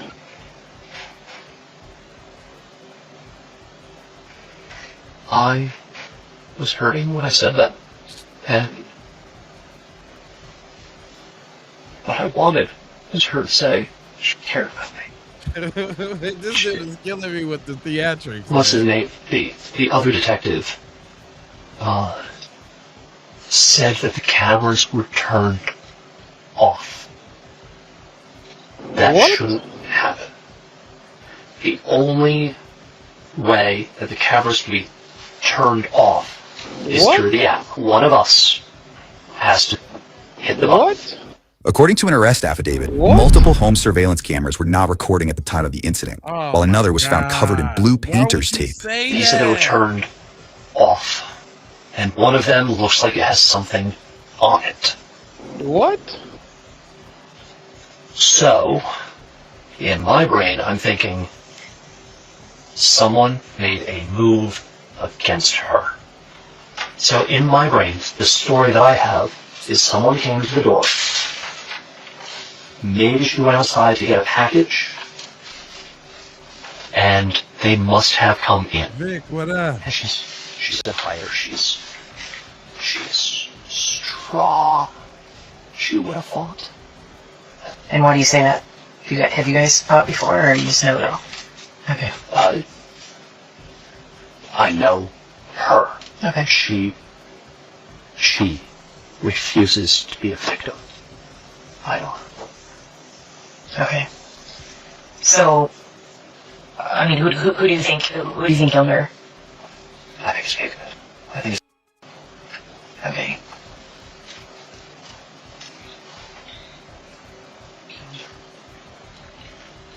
I'm sorry, that's the first time I really said that sentence. I'm sorry to... Well, that's what happened, and that's why we're taking this so seriously. Now, Daniel again points the finger at the alleged stalker when investigators reveal some conflicting information. What if I told you that we had already spoken with him? There's no way that he was in town today.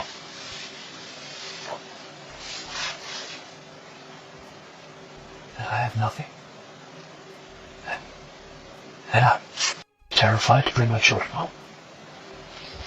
The Gmail account, the Kickman account that you guys initially received with the photo of you in it, and the phone number, those originated through their IP addresses at your office.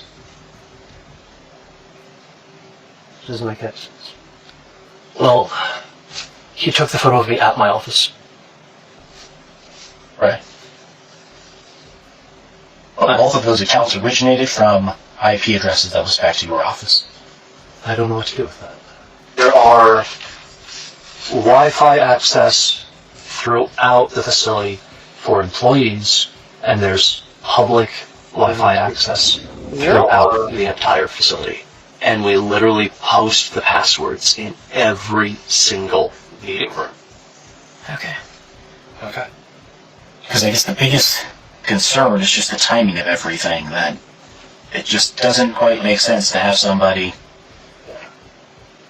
create an account, take a photo, and then immediately send it off, and then the account is no longer being used. None of this makes any sense. Things are certainly pointing in one direction right now. So I'm going to throw this idea out there. Right? You know idea out there. he has reached out to her in the past, a number of times. She's been very open about that, yes. Right. The last time was 2016-ish. He had asked her at one point if she wanted to have sex. I think he's approached her multiple times. Right. So this next time, if there's any bit of question about infidelity, whether it's with or anybody else, we might create an account to see if we can create a facade, or see if Christine's actually interested in things. So we ask her and push the bounds a little bit and see if that will confirm our suspicions of infidelity.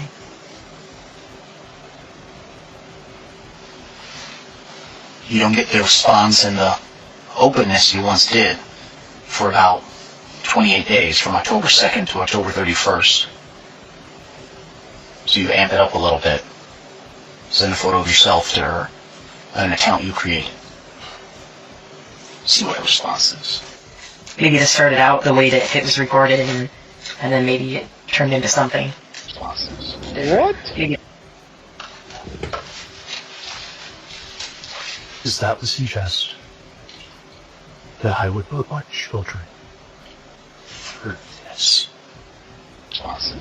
What? I think ultimately what happened today would bring you the closest to your children that you've probably ever been, in your mind. There has to be someone that was able to turn off the cameras, that was able to access a password-protected system to turn off cameras, that was able to use your IP address from your work to create accounts, to send messages and photos, to act as a stalking suspect. Well, tell me. Help me make sense of it. I'm not the one who does this. I'm analytical at work, and I read and write fiction at home. I don't do what? I don't do crime drama. I don't know what it is. If you're adamant that it's not Kickman, then there has to be something. Kickman is 6.5 hour drive from here. There's no way you could have made that drive. If you flew, we would have record of that doesn't show up on any sort of flight record through the FBI, DEA, Homeland Security, anything like that. And then, in fact, he was contacted in his house, severely intoxicated. Let's join officers more than 8 hours away in Eagle Mountain, Utah, where they catch up with the man who Daniel claimed to be responsible for the crime. I'm going to ask you a couple names to see if you recognize any names. Okay. Have you ever heard of the name Crystal Krug? She may have been a Grimsrod when you knew her. Yeah. And do you know a Daniel Krug? No. No? How do you know Crystal? She was an ex-girlfriend. She's an ex-girlfriend? How long's ex? Like how long ago? 1999. Oh, so like a long while ago. She was my very first girlfriend ever. Oh, okay. Yeah. When was the last time you talked to Crystal? Has it been a minute? It's been a minute, yeah. Like since you moved from... Yeah. Yeah. So that would have been, what, back in 2014? Yeah.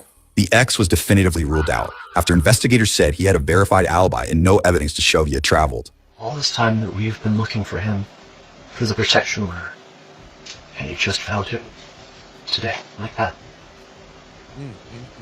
Because I've been looking at you, but I've been waiting for these records to come back.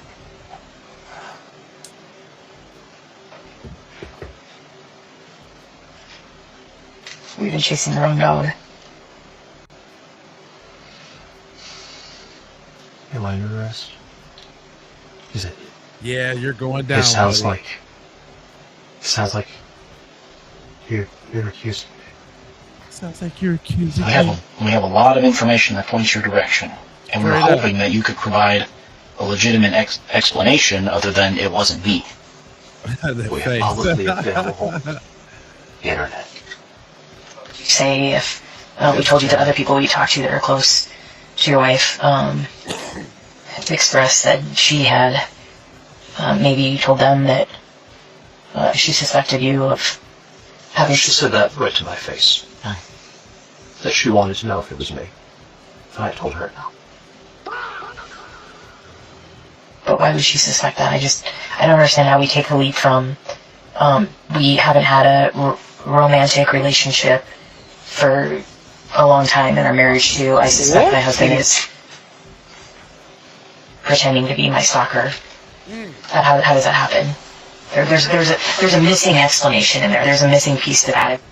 I'd like to know what happened this morning. I'd like to know Me too. what caused you to get so upset to hurt your wife, because I believe that's what happened. I believe that you've been because there's no other logical explanation. I want to know what happened. Give it up, Did she dude. fight? Did she get shots upon? Where was she in the house? So tell me. Did she fight? He is making me. Did she Oh get my shots on god! I just want to stop this right Where now. is she in the house? We haven't been there to know, and there's only one person in this room that can tell us. This guy. Detective King Solomon and I have been here with you.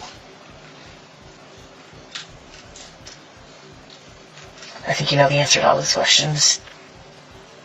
I think you got confirmation or found out that you had a boyfriend this morning, or something happened that pissed you off, and you did something that you regret now because you can't go back. And you can't go back to stalking her secretly, or pretending to be her stalker, or making plans, having cooperation with one another, although it's not romantic, having cooperation with one another to fight together against Kickman. You have your theory. It is wrong. Please find the right one. Is this the point where on whatever that checklist is, I say, I'll have it for you? Yeah, that's fine. Daniel asks for an attorney and ends the interview, but it's not long until we hear from him again. Goofy. And he came back for more. No. Damn, Daniel. You don't believe that? Fine. Just don't stop looking elsewhere for something. Okay? God, he's still trying to play it up. Are you married? Your kids divorced? Down, buddy. Right on it. I don't care if you capture him. I just want They better tell me he got charges. He took I need that. My children's Daniel mother. needs to go down for this terrible performance. According to the Broomfield District Attorney, Daniel was accused of freeing Chris Steele's ex and carrying out an elaborate plan to cover up his crime. A jury later convicted Daniel of first-degree murder, stalking, and criminal impersonation. He was sentenced to life in prison. Just as soon as me. Now I feel much better. After that Rotten Tomatoes performance, I feel much better that he is in a terrible place. That was intense. Because if they would have told me anything, if he would have if that was his walk away scene, I would have been highly pissed off, y'all. Like, I would have been livid at Daniel. Anyway, we gonna check out this 47-year-old grandpa has no idea that he's about to be arrested for murder. Good old murder. I want to believe you, and you know what else is down Howell Road? This is 47-year-old John Leonard Bowen Jr. At first, he seemed to have nothing to do with the death of his girlfriend's 18-year-old niece. No!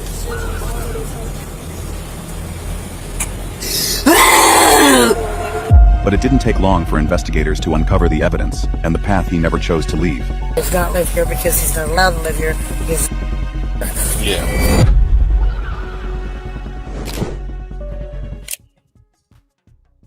Just before noon on Sunday, the 3rd of September 2023, a property owner spotted something disturbing out in the grass at the edge of the field on Southwest Haltiwanger Road, near Lake City in Columbia County, Florida. He immediately called 911. When investigators arrived, they found the body of a young female.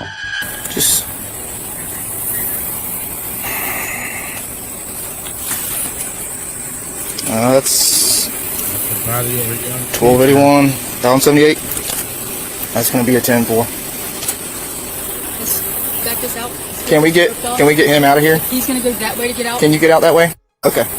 Let's do that. If you go out and then meet me back over here at the dirt road. Yeah, Okay. So is there any other way to get in this side that way? No, ma'am. And nobody normally comes in that way. Right? Okay. So we'll just this man supposed to be out here. No one comes in this way. He went forward, but he hadn't. Yeah. Hey, I walk that side, swears. I walk that side. And you got all this back down right here. Hear me? Hey, but there's really good tire tracks right here. We can just find out which way he came in. Yeah, but all these right here, like those are fresh as can be. You're gonna have to extend this past that if you can get our guy, because that camera comes that way. Leave it. Yep. Make a Should be able to identify this one. Clear. Can identify this one. Got tattoos and everything. Yeah. I don't know who she is. Looks familiar. Whoever killed her had tried to make sure she would never be named. Her body had been intentionally burned. They began collecting every piece of physical evidence left on the surrounding ground, including fresh tire tracks pressed into the dirt, leading away from the field. Investigators knew that identifying the victim was their most urgent task. Without a name, they couldn't reconstruct her final hours, or find out who had reason to harm her. And what happened next would open the first door, leading straight to the suspect. As news spread through the community that a body had been discovered in Ellisville, a local family began to panic. 18-year-old Coyote Catherine Cheyenne Turner had disappeared. Her family had been calling her all day, but every call went straight to voicemail. The victim's mother was overwhelmed with grief and fear as the horrifying reality began to settle in. Hey, do you have Cody's phone number? My phone's dead. You know, everything. We've been trying to call her all day. No one answers. It does straight to No, y'all been calling it. Is it ringing? No, it doesn't ring. It goes straight to voicemail. Straight to voicemail. Man, my kid would have been over here by now. And she would have came up there to her. Should have been something. She would have came to me, or her, or my man. My man's a CO. I'm an ex-kid. What's his name?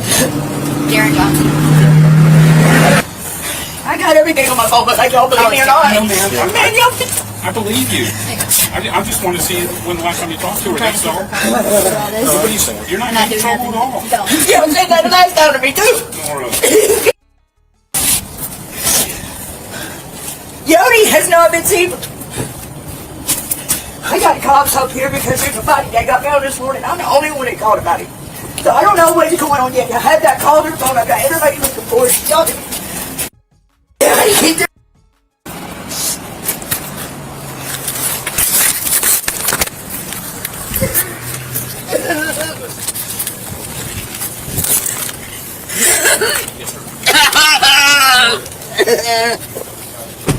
No!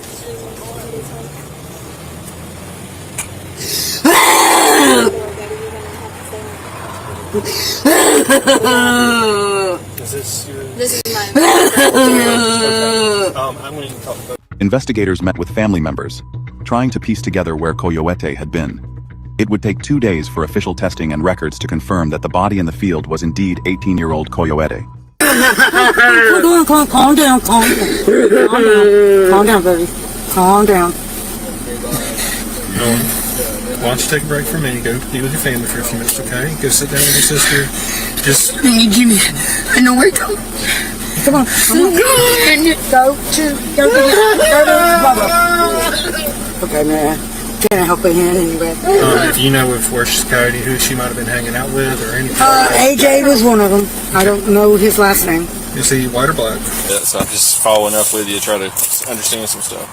So, Cody, when was the last time she was here? Not here. No, Never she's been here. Okay. And then you're married to Brian now? Brian Titus, yes. And then you have an ex-husband? Yes. What's his name? Brian, Leonard Bowen. John Leonard Bowen. Okay, John Leonard Bowen. He's been on 349 in here, and my vote. Okay. That's all I know. Okay, so he's not living here, though, at all? He does not live here because he's not allowed to live here because he's a sex predator. Yeah. While gathering background on Coyote's daily routine, investigators quickly realized they were dealing with a tight-knit, complicated social circle. Family members mentioned several names, but one name kept surfacing in the background: John Leonard Bowen Jr., a 47-year-old man who had been married to Coyote's aunt years earlier. Now, would he have any contact with Coyote? He knew of her, but he didn't know she was back in town until here recently. Okay. He didn't know she was back in town? No, because we kept her hid. Yeah? Why'd you keep her hid? Because we didn't want too many people to know that she was back in town. Okay. So, did he find out when she was back in town? Not until last night. Okay. So you talked to him last night? After I talked to y'all, yes. Okay. And what did he say about that? Oh my God. Yeah. So, but he knew her growing up and stuff? Yes. Okay. Because I had Coyote, but she was in prison. Okay. And I was with him. Okay. So, you and John and Cody lived together for a while? For all of them. Yeah. I had Yodi, Julia Jr., and their other sister, Allie. Okay. Alishani. You know where we found Cody, right? Not really. I thought she was on the other side of Essence, in the woods over there. No, she's up here off 349. No, nobody told me that. Okay. Yeah, she's right up there off 349. Like down a little dirt road off 349. I know where it's at. Okay. Because I used to live right there off the dirt road where the green fence is. Okay. About where the green fence is? Okay. So... That's Phil Thomas's fence. Okay. So that's where Phil Thomas lives. Uh-huh. And... Wait, I'm confused. Is John live there? Is he supposed to live there? Or does he stay there? Or what? No, he don't stay there, as far as I know. Okay. He lives in my book with his girlfriend and his kid. Before we continue, if you're interested in cases like this, don't forget to like and subscribe. Now, let's get back to the investigation. John had known Coyote since she was a child, and had been a familiar face around the family for nearly a decade. Nobody in the family suspected him of any wrongdoing. In fact, her family viewed him as a longtime friend, who had always been around to help. Do you think Cody would have called John for anything? She didn't have his number. Okay. But she knew him. Yeah, but she don't have his number. I mean, yeah, no, I'm just saying she knew him. If she got his number or she saw him somewhere, would she be afraid of him or? No. Okay, like they got along? Yeah. Okay, that's what I was trying to understand. They never When you said y'all were trying to keep her hidden, I didn't know if there was a reason why you're keeping her hidden from him. No, everybody, pretty much. Okay. She's the one that was slipping out and going, seeing people. We didn't want her to. We tried to keep her around. Okay. When was the last time you saw? Does he go by John or Leonard? He was here the night that Nora called me. When y'all. Last night? Yeah. He was here last night? He was here last night. What was he doing here? We were moving a couch. Okay. Moving it to where? That one got moved out and a new one got put in. Oh, okay. So he came over to help you. So even though he's your ex-husband, y'all still get It along? wasn't, yes. Okay. We have. What were you going to say? It wasn't mine? It wasn't, you were going to say something, it wasn't me or something, I cut you off? It wasn't him, I said. Because he was here. Mm-hmm. It couldn't have been. Oh, I didn't say it was. I'm just saying. I'm just trying to make sure I understand where everybody is and who Well, everybody John is. Leonard was here from early morning to almost the late night after I left. Okay. So he was here early Sunday morning. He came Yes. here. Okay. What time? It was like 8 o'clock in the morning. I was with him for 10 years, so yeah, I know. Okay. Well, let me ask you this. But here's where the investigation took its first major turn. Uh-oh. Underneath Coyote's body, investigators found a piece of discarded mail. The delivery address traced directly to a residence tied to John. That single clue changed the direction of the entire case. The address under the victim's body had never been registered with the state. He was living there unmonitored, off the grid entirely. Investigators immediately checked video records from local businesses near the crime scene. Security footage from a nearby convenience store captured John in the parking lot around the time of the murder, actively changing his clothes near his vehicle before driving away. Let's see what John had to say about these undeniable details. I'm Sergeant Watson. I work with the Sheriff's Office. You don't mind talking to me, right? Okay. I'm just making sure. So I don't want to put you in any kind of awkward situation. Alright, I know some of these guys have talked to you already, but I'm just going to kind of start from the beginning with you. That way I get, I understand it better. Because they tried to tell me, that's 3 different people trying to tell me what you said. Right. I'd rather just hear it from you. So, what I will say is, obviously, you know that we found Cody. And my understanding is she was like your niece? Kind of, yeah. Okay. Like you were married to, what's her name? No, I was never married to her. Oh, no, that's right. I'm sorry. Okay. Sissy is what she goes by? Yeah, together for about 7 or 8 years. 7 or 8 years? Alright. Yeah, and I understand that at one point she even lived with y'all for a while because her mama couldn't stay out of jail and all the other stuff. She never lived with us. She stayed with us, but her mom was there with us. Okay. Okay. That's why I'm asking questions so I can understand. And they kind of shitted on us and kicked them out. Mm-hmm. Alright. So, I know these guys were talking to you a little bit. What all have they told you about, why we ended up here at this house? Supposedly that they found her body and something to do about something about trying to get rid of buried evidence or something like that. Okay. So you got out of prison in January. Investigators brought John in to sit down for questioning. At first, he acted completely innocent, treating the interview like a routine check-in. Would there be any reason then for there to be anything, Nora or Cody or anybody else to have anything, from this house? Like, for example, if I had mail, like if I had a bill that had this address on it, would there be a reason for them to have that? Okay. All right. This one, Chelsea, that used to live here. Okay. Is Chelsea friends with them? She used to live with them. Okay. And how long ago did Chelsea move out? I guess back in 22. About when? 22? When I went to prison. When did you go to prison? I stayed in for about a year. Did you ever go over there to help move some furniture or anything? That was last night. That was last night? Okay, because I was told you were there at 8 o'clock in the morning. Sunday morning. Yeah, I think so. I might have. I can't remember. Say yes or no, but yeah. Okay. Yeah. So you don't know where you were at? I have part memory. Yeah. Okay. But I'm just going to ask you this point blank. Yeah. I asked you about that, and you gave me a whole detailed story about that tree coming down and coming in the house and everything else. That's right. Okay. So you can remember that. Yeah. But there's a girl, right? Yeah, that's what I was calling it. That you know. That's been a part of your life. Yeah. But you can't remember basics about where you've been the last few days. John could describe details like a fallen tree on a nearby property caused by a recent storm. But with simple questions about his whereabouts on Sunday morning, he couldn't keep his timeline straight.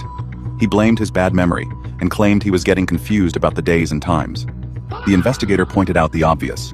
How could someone remember every detail about a fallen storm tree, but completely forget where they were for 12 hours during the exact window a young woman he knew was murdered? Okay.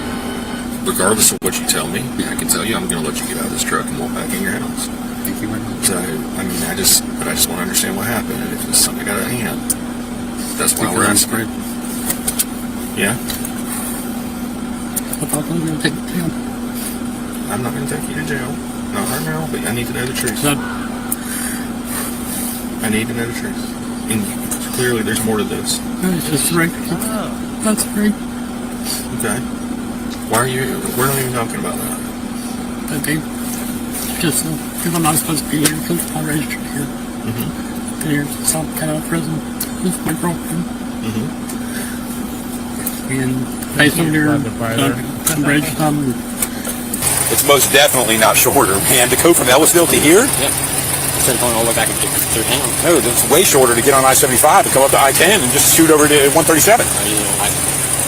But you went way out of the way, Leonard. Way out of the way. Yeah, not I think. Can you understand from our standpoint? I mean, and I know you're saying you don't remember. I'll be honest with you, I kind of see it as untruths. And we're not just talking about standing here versus standing there. I mean, you've said some things that are completely opposite of what your wife and some of the other people here said. You've said some things that are completely opposite of what video has shown us. Right. And we're struggling. I want to believe you. And you know what else is down Howell Road? Right where you... John never offered a full confession, but he didn't need to. The combination of his broken alibi, store surveillance footage, cell records, and the mail found directly under Coyote's body gave investigators everything they needed. On Thursday, the 7th of September, 2023, John Leonard Bowen Jr. was arrested and charged with murder. On Wednesday, the 11th of June 2025, John Leonard Bowen Jr. was found guilty of second-degree murder in the death of 18-year-old Coyote Turner. He was sentenced to life in prison. For his secondary charge of tampering with physical evidence, burning her body in an attempt to erase her identity, John received an additional 23.1 years in prison, ordered to run consecutively after his life sentence. What makes this case so chilling isn't just how it ended, but who committed the crime. John wasn't a stranger lurking in the dark. He was someone trusted by the people, meant to protect Coyote. In the end, the killer was brought out of the shadows, and justice was delivered for Coyote Turner. Overlooking or excusing a person's past violations can create the conditions for far more serious harm down the line. Recognizing someone's true nature, their history, and the warning signs they display, and maintaining a safe distance accordingly, is something every family needs to take seriously. Leave a like and a... Especially when them children be involved. Speaking to children, we just gonna keep it rolling. Daddy unalive mommy and I'm next. Ew. You know how to perform CPR? My phone's I'll check back and text me. Maybe text me because my battery's really low. Okay, and This is Harold Henthorne. He just hung up on 911 as his wife, Tony, is about to die. He claims it's because he has no battery, but the real reason Harold hangs up is far more disturbing. 5 hours before this 911 call was recorded, Harold and his wife Tony had been living a picture-perfect life with their 7-year-old daughter, Haley. To everyone around, Harold was known as the best father, spending every morning and evening with Haley, cooking meals, installing cameras to make sure she was safe, and even spending more time with his daughter than his own wife. As for Haley, she loved her dad more than anything in the world and trusted him with all her heart. In her mind, her father could do no harm. But on September 29th, 2012, Haley's life took a disturbing turn for the worse when her mom fell to her death and she was left alone with her dad. She was told it was an accident, but what no one knows is that Harold had a first wife who also died under mysterious circumstances. And what's worse, he recently took out a $1 million life insurance policy on his own daughter, Haley. The circumstances surrounding Haley's mother's death would remain a mystery if it wasn't for her uncle, Barry Bertollet, who will stop at nothing to uncover the truth, and who may be the only person who can save the 7-year-old girl. It's September 29th, 2012, 5 p.m. For Haley's uncle, Barry Bertollet, it's a normal Saturday afternoon in Tupelo, Mississippi. Barry is a successful cardiologist, devoted father, and is close with his large family, including his younger sister, Tony. Despite her living hundreds of miles away in Colorado with her husband Harold and their 7-year-old daughter, Haley. So when Barry receives an unexpected phone call from his brother-in-law, Harold, there's no reason to think anything is wrong. Until Suddenly, he hears something he can't quite comprehend, something that will change everything.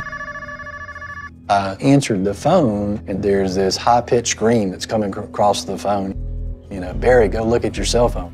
On the other end of the phone, Tony's husband, Harold, is frantic and not making much sense. He keeps repeating that he can't talk right now and that Barry needs to check his phone. And then, before Barry can ask any questions, his brother-in-law suddenly hangs up. His sister is on a weekend trip to Rocky Mountain National Park to celebrate her and Harold's 12th wedding anniversary, while Haley is at home with a babysitter. For an outdoorsy couple who loves the mountains, it's the perfect place to get away, just the two of them. Everything seemed like it was going according to plan, until now. Barry immediately grabs his phone to check for Harold's messages, still trying to understand why Harold sounded so frantic. It says, Barry, urgent. Tony is injured, fall from rock. She has been in a critical accident. The message is short, and Harold gives him minimal details, but to Barry, that only makes things more alarming. His sister is in trouble, and Harold needs his help. And knowing that they are in a remote area, likely far from emergency services, means that Barry needs to use his medical experience to try to support and guide him. He may be her only hope. Right after that, he sent me some vital signs. He said pulse of 60 and respirations of 5. With a pulse rate of 60, it sounds like her heart's okay. I'm optimistic at this point. You know, she's a strong lady. Then, Barry receives several more text messages from Harold, one after another. With every message, he begins to understand that this is not a minor fall. His sister's situation is rapidly declining, and she needs CPR. The fact that Harold needs to do CPR tells me that Tony has now lost her ability to breathe and that her heart is no longer getting a signal to beat. Either one of those is critical, but both together are horrible. Being the big brother and supposed to take care of your sister, you can't do it. It's a bad feeling. I need to be there for my sister, and I couldn't. As Barry waits for more information from Harold, he begins alerting the rest of Tony's family. Her mother, her father, and others are told that something's happened, though no one has any clear answers yet. Suddenly, a seemingly ordinary Saturday has become a terrifying nightmare for the Bertolet family. I said that Tony had been in an accident, there's ongoing rescue, but the vital signs that Barry is getting, it doesn't look good. As Barry waits anxiously for an update from Harold, minutes turn into hours.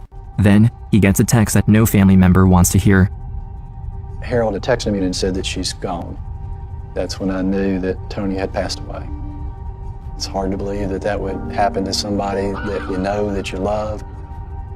That's my sister. And Barry said, she's gone. It's the worst 2 words I've ever heard in my life. I was not there to protect her. That's something that eats into the heart of a dad. Barry has lost his little sister, her parents have lost a daughter, and his 7-year-old niece, Haley, has just lost her mother. Her family is in shock. Only hours earlier, it was a normal weekend. Now, they are being told she died in a tragic fall. And from the outside, that is exactly what it appears to be. A terrible accident, the kind of unimaginable tragedy that no family can ever prepare for. Everyone is mourning their loss, unsure how to move forward. Everyone, except one person who seems to be pushing through in spite of the tragedy, Tony's husband. Within 24 hours of Tony's death, a full memorial page is already up on the funeral home's website. It is filled with pictures, a complete biography, and a detailed history of Tony's life, all created and published by Harold. He single-handedly arranges Tony's funeral, down to the very last detail. The cremation is planned, the date is set, and all that is left is to notify her loved ones. 48 hours after his wife has passed, he then shows us his plans for her funeral. He's got a video made, he's got the songs picked out, he's already contacted the people that are going to sing the songs. He's got it completely planned out. I was thinking if that was my wife that had died, I would be this bucket of mush over here, much less being able to have planned all this. 5 days after Tony's death, hundreds of people gather for her memorial service. The purpose today is to honor and to remember Tony Henthorn. And we were all, grieving, and, it was just an emotional event. And we look over, and Harold he's got his 2 or 3 friends, and they are shaking hands, joking around, talking about playing golf. Very detached from the situation. And it was more like he was hosting a party.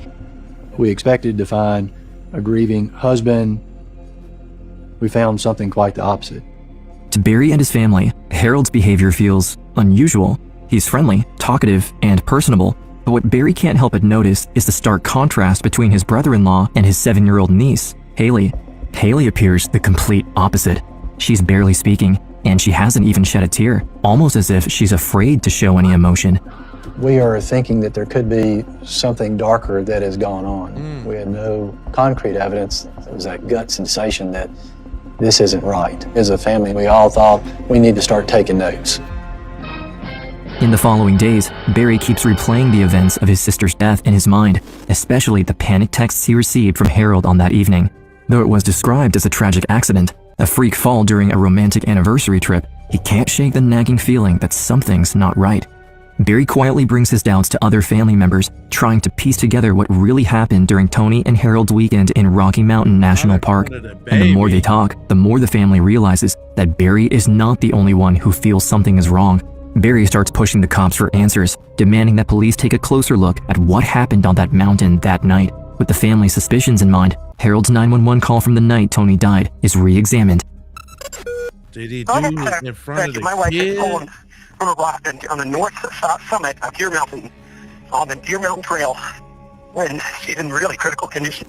On Saturday, September 29th, Tony and Harold were meant to be celebrating their 12th wedding anniversary. It was supposed to be a romantic weekend getaway, carefully planned by Harold, just the two of them in the mountains.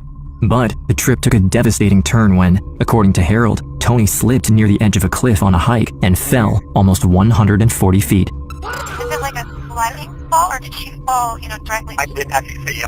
Harold seems panicked and in distress, but he appears to be doing everything he can to save Tony's life, asking for help, even demanding that a helicopter be sent to rescue her.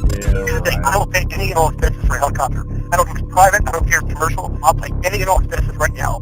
They can't, drop somebody out of the helicopter. From a 10-foot rope. No, sir, that has not been done in my experience. She needs to get out of here. She needs to get to the hospital. Harold waited in the dark until a park ranger finally reached them. Around 8 p.m., Tony was taken off the mountain and rushed to the hospital, but by then, it was already too late. After reviewing the 911 call, it seems this was just a tragic accident, and Harold did everything he could, and that his strange behavior in the days after Tony's death was just Harold's way of dealing with his grief. The Bertolets choose to support Harold and Haley as best they can, trying to move forward as a family. Harold is now the single father to a little girl who is also grieving the loss of her mother. Tony's family does everything they can to stay close to Haley, and they visit as often as possible, remaining a steady presence in her life. But as the months go by, a troubling pattern emerges.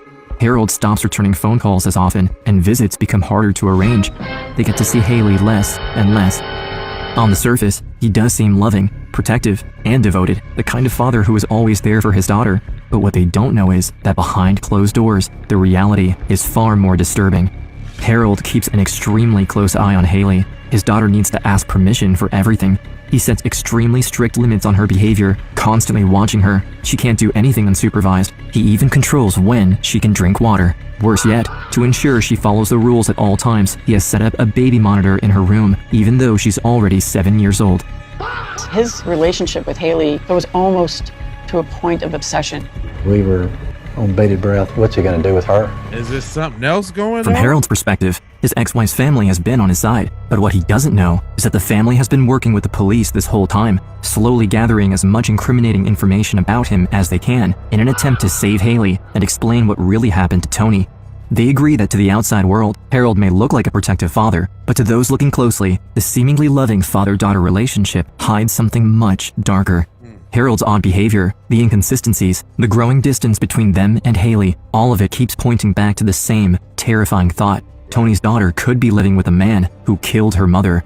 But what no one realizes is that Harold has been hiding another horrifying secret all these years. A secret that makes Tony's death look less like an accident and more like a carefully plotted murder.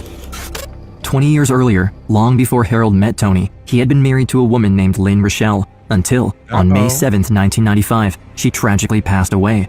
The couple was driving in a remote part of Colorado, south of Denver, when Harold claims Lynn was killed in a car accident, and the local authorities quickly ruled that her death was not suspicious.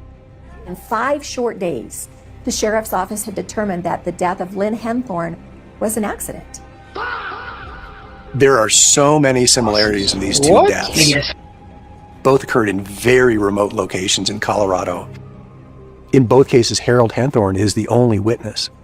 This is either the unluckiest guy in the world whose 2 wives have died under freakish, unusual circumstances, or it could be murder. Harold is never seriously investigated for Lynn's death. To the authorities, it was an accident, tragic, but not criminal. The problem is, although Harold claimed Lynn died in a head-on collision, eyewitness reports at the time indicate that the alleged accident had been staged, and Harold's story was completely fabricated. But unfortunately, there isn't enough evidence to prove it. 4 years later, in 1999, Harold joins a Christian dating site where he matches with a woman named Toni Bertollet.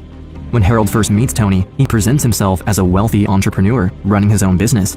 But behind that carefully constructed image, the truth is something very different.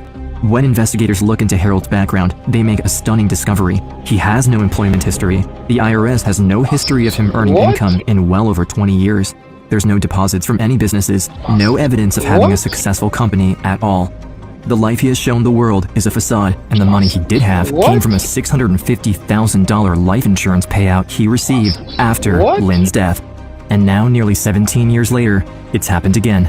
After Toni's death, Harold stands to receive another life insurance payout of more than $4.5 million. And if that wasn't alarming enough, Harold has also taken out a life insurance policy on Haley, his own daughter. If something were to happen to her, he could receive another $1 million. The family's worst nightmare is coming true. Not only did Harold seemingly have a hand in Toni's death, but 7-year-old Haley could be his next victim. We all felt like we were dealing with a ticking time bomb. Really, he's a danger. This man has killed, supposedly, 2 wives, and the last thing we wanted was him going home to his child. Everybody's primary concern was Haley. They need to get Haley away from Harold as fast as possible. But even with everything they have uncovered, there is still one major problem. No DNA, no eyewitnesses, no single piece of evidence that can prove that Harold killed Lynn, or Toni, or even that he has plans to hurt Haley. The entire case is still built on convenient coincidences, strange details, and suspicious patterns. Investigators have a possible motive, but they need something that ties everything together. Time is of the essence. Haley is still being kept completely isolated from her mother's family, who are all desperate to protect her. He controls everything, her schedule, her home, and the people she is allowed to see. If they want to get Haley away from him and finally hold him responsible, they need more. That is when they noticed several inconsistencies from the night Toni died. During the 911 call, Harold claimed his battery was too low and hung up, but then proceeded to make 22 additional phone calls and sent and received 98 text messages. And when cops speak with Barry, he explains that in Harold's initial frantic texts, he had sent Toni's vital signs. But as a seasoned cardiologist, he now wonders if Harold was lying. The way that my sister had died was inconsistent with the way that Harold had described it. If my sister did bleed to death, the vital signs that Harold had sent me did not match. She should have originally had a rapid heart rate as she was bleeding out, and then go down as she got closer to the time of death. So none of this made sense to me at all. Then investigators uncover another detail. Near her body, they find a digital camera. According to Harold, Toni fell while holding it. However, much to their surprise, the SD card inside is still intact, and on the card are photos from Toni and Harold's hike, taken throughout the day. The pictures look exactly what Harold had described, a happy couple, smiling together, enjoying a beautiful anniversary trip in the mountains. Because they took so many photos, investigators can follow their movements and see that during the hike, the couple left the main trail and moved into a remote part of the park where hikers rarely go. Then they find one photo in particular that catches their eye. In it, Harold is standing near the edge of a cliff, holding onto a tree. As they study the location more closely, they realize something chilling. The spot directly behind Harold is the same place where, moments later, Toni would fall or be pushed to her death. The cliff actually is raised, that is to say that you can't walk over it. You have to step over several feet to fall down the cliff. Our conclusion in looking at it was that Toni had to have been pushed because she couldn't have fallen. The final nail in the coffin, though, is something entirely unexpected. Inside Harold's car, investigators discover a map of the park and the couple's hiking route. On that map, Harold has marked an X on the exact spot where his wife fell. It is suddenly clear to investigators, Harold Henthorn is not a grieving husband, he is a cold-blooded killer, and Haley is in grave danger. The FBI are called in and begin tracking Harold's movements, trying to understand his routine. They have enough evidence to arrest him, but Haley's safety is the #1 priority. We had our surveillance team watching him for a couple days because we did not want to arrest Harold with his young daughter there and create some sort of hostage situation. And then, on the morning of November 6th, 2014, Harold drops Haley off at school, just like any other day, then starts driving back home. But he never makes it there. With Haley safely out of his reach, law enforcement moves in. FBI all gathered around him, putting handcuffs on him. Harold kept saying, "I'm Harold Henthorn." The FBI agent said, "We realize that.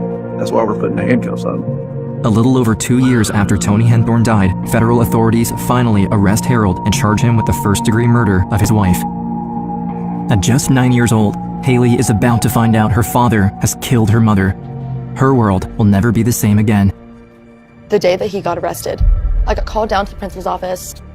At that point, my principal told me that my father had been arrested. I just remember feeling just so cold and detached because I didn't know what was going on and I didn't know what was happening to me. And at this point, I thought there must have been some mistake because he would never do that. At this moment, Haley has not only lost her mother, but she has also lost her dad. As she comes to terms with her new reality and her father's case moves through the courts, she is temporarily placed in the care of family friends. Then, in September 2015, 3 years after Tony's murder, Harold's trial begins. Well, this is a case that's gained national attention. A husband accused of pushing his wife to her death to collect on her insurance policies. The family of Harold's first wife, Lynn, joins the Bertollet family at the trial. Although they do not have enough evidence to charge Harold for Lynn's death, her family knows that their testimony will strengthen the prosecution's case against Harold, and despite the insurmountable odds, the jury believes them. The Rochelles and the Bertolets have won their fight against Harold Henthorne, and he is convicted of first-degree murder. On September 21st, 2015, he is sentenced to life in prison without parole. All of this is to get justice for Tony, justice for Haley, and it's a really, really satisfying moment. An emotional exchange between Tony Henthorne's mom and a juror. She just said, as one mom to another, I feel your pain. Now with the trial behind them and Harold behind bars, there's just one more thing to do. On December 23rd, just 2 days before Christmas, Barry Bertollet and his wife Paula get the best gift they could ever ask for. Haley's adoption has been officially approved by the court, bringing an end to years of uncertainty and giving her a permanent home with the family who fought so hard to protect her. On Christmas Eve, we got Haley. That's like the best Christmas present ever. I think as me as the big brother, I couldn't be there to guard my sister. But I'm there to guard her daughter now. At that point, I felt like they were my family and that I belonged with them. Tony's memory will live on through her family, friends, and through the Tony J. Bertollet Endowment, established by the Bertollet family, which helps other aspiring medical students carry on where she left off. In life and in death, her legacy has made the world a better place. Haley honors her mother by making a conscious effort to embrace life to the fullest and by working to move beyond the trauma of her past. I think that me and her in the pictures that I see of me now, I feel like I look so much like her. And I think that choosing every day to forgive Harold for what he did, not for his sake, but for mine, that I know that I'm freed from him, from his control, that I'm my own person. Being who I am is not something that came from easiness. I had to go through something terrible to become as powerful as I am today. I want to use my story to good because my story is similar to what happens to a lot of people, and I want them to know that regardless of what they've been through, there's always a way out of the darkness. That's an interesting story. Like, we watch a lot of this crime and we don't really hear about the impact to the actual victims. So that's kind of cool that they slid that in there. You know what I'm saying? That's actually pretty satisfying. That one was intense, wasn't it? That was pretty intense.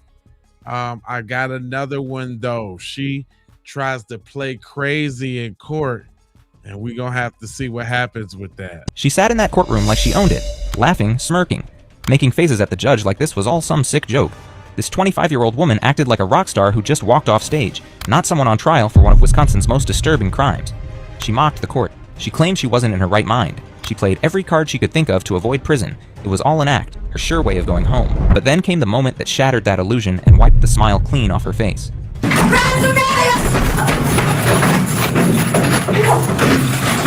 This is the chilling case of Taylor Schabusiness, a woman who thought she could pretend to be insane to cover up a brutal murder followed by gruesome mutilation.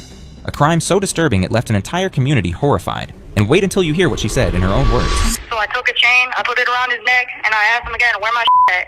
He didn't respond, his face turned purple, there was blood coming out of his mouth. You ever love something so much that you kill it? Like, it happens to me. That's the feeling that I have. I love something so much that I kill it. Like, I love it so much, and then I kill it. That's what happens to me. This is Taylor Schabusiness, and this is how her shocking courtroom behavior turned a horrifying crime into one of the most disturbing legal moments in recent memory. Is this blood? Does this look like blood to you? Or am I just tripping? Bloody footprint? Could possibly be blood. No footprints on the passenger side. Hey, who did that? Hi, Taylor. You got blood on your hands here too. No, on your hands. Nobody's armed? Nobody's armed. You sure? Well, they found a kind of disturbing stuff at the house there. Oh, really? Yeah. Yeah. A lot of blood, basically Chad's head. What? Yeah. Where'd you do with the body? The body's there. Were we gonna take the head somewhere? I like that. You liked it? Well, you're gonna have fun trying to look for all the organs, but yeah, they're all dismembered. Yeah. So you dismembered the body too? Yeah. And what did you do with the body parts? Basement, upstairs, downstairs? Absolutely in the basement. I was gonna bring them with them. And then I know I forgot the head. I wanted the head. Did you bring anything with you? Yeah, it's in the van. What? It's in the van. It's what is it? A foot maybe. The what? I think it's a foot. A foot in the van? A leg maybe. I don't know. I'm gonna bring it all, but then I'm like, man, this is messy. So I got lazy. If you're new to this case, brace yourselves, because what you're about to witness will change your understanding of how far human darkness can go. Before we dive into the twisted mind of Taylor Schabusiness and the horrific crime that shocked Wisconsin, make sure to subscribe to Women of Crime. We uncover the most disturbing female criminal cases that mainstream media won't touch, and this is just the beginning. To understand what happened in that Green Bay courtroom, you need to know the twisted path that led Taylor there. Born in Chicago to seemingly loving parents. When Taylor was 11, tragedy struck. Her mother Marla died unexpectedly in her sleep. Her father found his wife cold, beside him in bed while the children slept upstairs, unaware their world had just collapsed. They were pretty young. I mean, obviously, you know, your mom's not around anymore. The family relocated to Green Bay, where Taylor's behavior began changing. School troubles emerged, acting out. Small incidents that seemed like normal teenage rebellion but were actually warning signs of something more sinister developing. By 16, her father was so concerned he sent her to live with grandparents in Texas, a decision that temporarily stabilized her life. She graduated high school, seemed to find her footing. For a brief period, hope flickered, but when Taylor returned to Wisconsin as an adult, she appeared to thrive. She landed a job at Saputo Cheese Factory, worked third shift for 3.5 years, earned decent money, maintained her own apartment. Her father was proud. The troubled teenager seemed to have evolved into a functioning adult. Then Warren Schabusiness got out of jail. Warren was Taylor's ex-husband, the man who would introduce her to methamphetamine and send her life into a catastrophic spiral. According to her father's later testimony, the transformation was immediate and terrifying. Yeah, and she was doing really well there too, until her boyfriend/husband got out of jail. That turned everything upside down. Yeah, in part because of the methamphetamine use, right? Yep. Meth, heroin, whatever else. I don't know. Marijuana? Yeah, I don't know. The kid was already doing that shit before and was just a fucking loser, and he got my daughter involved in that shit. Taylor quit her job, started using drugs intravenously, became what her father described as night and day, different, a complete stranger wearing his daughter's face. But here's what makes this story even more chilling. Taylor's problems ran deeper than addiction. Court records revealed she'd been diagnosed with bipolar disorder and psychosis at 14, multiple hospitalizations, a pattern of refusing medication and treatment that would become crucial to understanding what happened next. By February 2022, Taylor was living a chaotic existence. An ankle bracelet monitored her movements from previous charges. She stayed with Scott Tomes in an East Side apartment, floating between friends and temporary arrangements. This unstable lifestyle was about to collide with a figure from her past in the most horrific way possible. Shad Therian was 24, someone Taylor had known since middle school. They dated sporadically over the years, sometimes a couple, sometimes just friends who occasionally hooked up. He struggled with his own mental health issues, but was loved by his family, particularly his mother, Tara. February 21st started like countless other nights in their social circle. Taylor was at Scott's apartment when their mutual friend AJ called wanting to hang out. The three decided to pick up Shad and make it a group gathering. They drove Scott's minivan to Shad's father's house, collected him, then made a stop that would set everything in motion, buying methamphetamine. Back at Scott's apartment, they smoked marijuana and shot up meth in what seemed like another routine, drug-fueled evening. Around midnight, something shifted. Taylor and Shad decided to leave together, heading to his mother's house on Stony Brook Lane. AJ chose to stay behind, a decision that likely saved his life. What happened next in Tara Therian's basement would shock investigators worldwide. The house was quiet when they arrived. Tara slept upstairs with her boyfriend, unaware her son had just entered with his killer. The basement door was unlocked, a detail that would become significant given what Taylor did next. We launched onto the bed. We went from the stairs to the bed, and then, yeah. But before you chain went around his neck, were you and Chad like kissing or any foreplay or anything? No, we were chilling at home.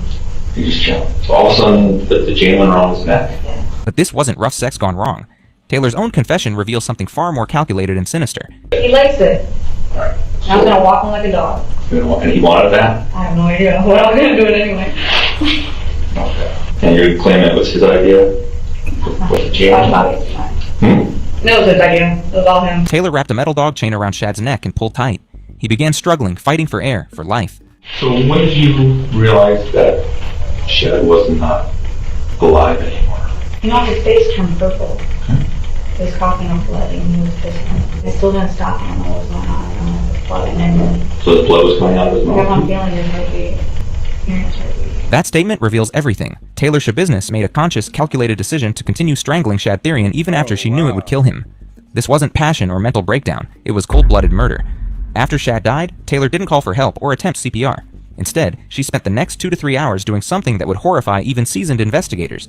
She played with his corpse. What? You said play with Oni. Play with his... Yeah, like I put him up over the bed and then, and then I had it. What did you do? I put it in his mouth, put it in his... Put it back. Put it back. You said that she played with his after he was dead. Was it erect? It was half. It was half. She admitted to sexually assaulting Shad's body using objects to violate him even in death, treating his remains like her personal plaything. But Taylor wasn't finished. The truly shocking revelation was yet to come. She went upstairs to Tara's kitchen and gathered several knives. Returning to the basement, she began the methodical process of dismembering Shad's body, a task that would take hours and reveal a level of planning that contradicted any claims of mental illness. When I was fucking and cutting at the same time. She would later tell investigators in a jailhouse call, describing acts so graphic that even hardened detectives struggled to process them. Taylor positioned Shad's body carefully, head hanging off the mattress with a bucket underneath to catch blood. She sawed through his neck with kitchen knives until his head dropped into the container. Then she systematically dismembered the rest of his body.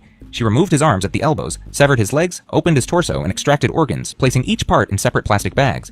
The medical examiner would later testify that this level of anatomical dismemberment required hours of sustained effort. During this gruesome process, Taylor was interrupted. Tara came downstairs with her cat, forcing Taylor to quickly cover her work. Tara set the cat down. Tara returned upstairs, completely unaware of the horror happening feet away. I pissed off at the dismemberment process, actually. Did it take a while? It took a while. Yeah, because like I was nodding out. I was nodding out. I guess you're kind of sleeping, kind of nodding in and out. Have you taken any other drugs? I should have took drugs. That probably would have helped, but I didn't. Taylor admitted, describing how she took breaks during the dismemberment, sometimes falling asleep mid-task before waking to continue her grisly work. The kitchen knives grew dull from cutting through bone. One serrated bread knife was so worn down that investigators later noted its teeth had been ground nearly flat. Yet Taylor persisted, driven by something far beyond drug-induced psychosis. She had planned to take all the body parts with her and dispose of the evidence completely. But fatigue and the sheer scope of the task overwhelmed her. Oh, I forgot the head. I wanted the head. Did you bring anything with you? Yeah, it's in the van. What? It's in the van. It's what is it? A foot maybe. I think it's a foot. A leg in the van? A leg maybe. I'm never bring it all, and then I'm like, man, this is messy, so I just left it. I got lazy. She said, a phrase that would become central to understanding her downfall. Taylor left Shad's head in the basement bucket. She loaded some body parts into Scott's minivan but abandoned most of the evidence. This crucial mistake would lead directly to her capture. Driving back to Scott's apartment, Taylor confessed what she'd done. She tried to figure out disposal methods for the remaining evidence, but time was running out faster than she realized. While Taylor schemed on Green Bay's east side, Tara Therian was waking up on the west side with a growing sense that something was terribly wrong. Shad wasn't answering his phone. A strange smell permeated the house. When Tara went to use the basement bathroom, she noticed a bucket that hadn't been there before. The 911 call that followed would become one of the most chilling recordings in Wisconsin law enforcement history. I have no clue what's happening. My girl swears that she's found her severed head of her son in the basement. Did you go down there? In a bucket. I went down. I can't tell what the fuck. Part of my language, I'm kind of a little freaked out. Did she just wake up and say that? Yeah. Whose head is it? She's claiming it's her son. How old's her son? 24, 20, 25. Do you think she's hallucinating, or do you think that... I don't think so. I went down there. Something in the damn bucket. I can't. I don't know, man. She's a little freaked out and kind of freaking me out. What? Hey, my son's head is in a bucket. What makes you think that? Because I looked in the bucket. What did you see? Exactly what I noticed. Where's the rest of the body at? No idea. He was here a couple hours, then he left with Taylor. And they met from Taylor. Who's that? Girl. Taylor Coronado. And then I heard my door and heard minivan start. And I went downstairs and I went to the bathroom. The lights were out in the basement. I heard them off and I looked around and I was there. So then when I turned around to come back upstairs, there was a 5-gallon bucket with a towel over it. And I'm like, oh great, that's why they're not here all day yesterday. They're pissing in a bucket. And then I looked, and that is not what was in that bucket. What's your son's name? Chad Darian. I mean, you're sure it couldn't be like a fake head or something? Not touching it. I'm not looking at it again. Okay. Responding officers initially skeptical, a severed head in a bucket sounded like something from a horror movie, but when they lifted the towel covering the container, they discovered something that would haunt them forever. Detective Philip Scanlon would later testify about the bucket's contents. What kind?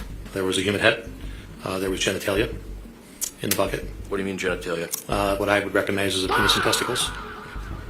And were they laying underneath the head? They were visible after the head was removed, yes. This wasn't random violence, this was deliberate desecration. While investigators processed this unprecedented crime scene, Taylor was across town, unaware that her world was about to collapse. She didn't know police had found the basement. She didn't know they'd connected her to Shad. She thought she had time to dispose of the remaining evidence and disappear. She was catastrophically wrong. Did you both see this? I opened the towel, I picked up the towel and dropped it because I don't know what it is, man. I have bad vision, and she's like, is that what I think it is? And I'm like, I don't know what it is. Do you want to stay with those two? I'll just go see what. Yeah. Where's that? Go right there. Look right, there's a bucket with a towel on it. I went down there because I had the door. Just keep an eye on this too.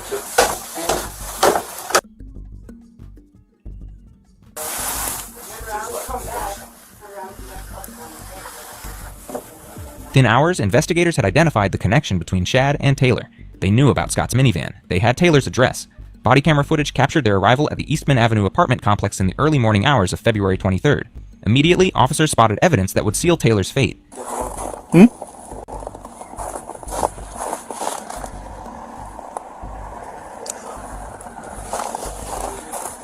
Nothing.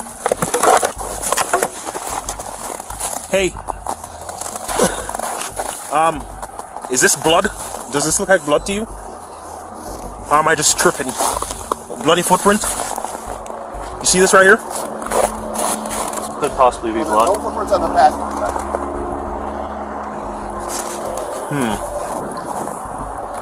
Hey, who did that?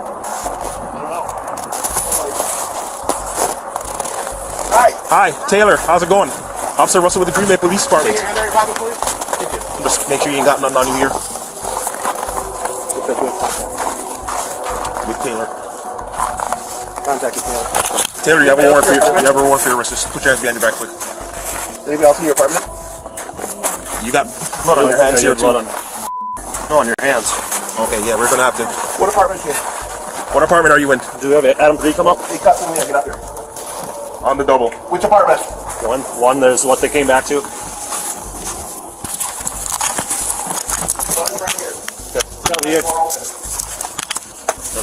Yeah, go. Guys, hurry, get here now.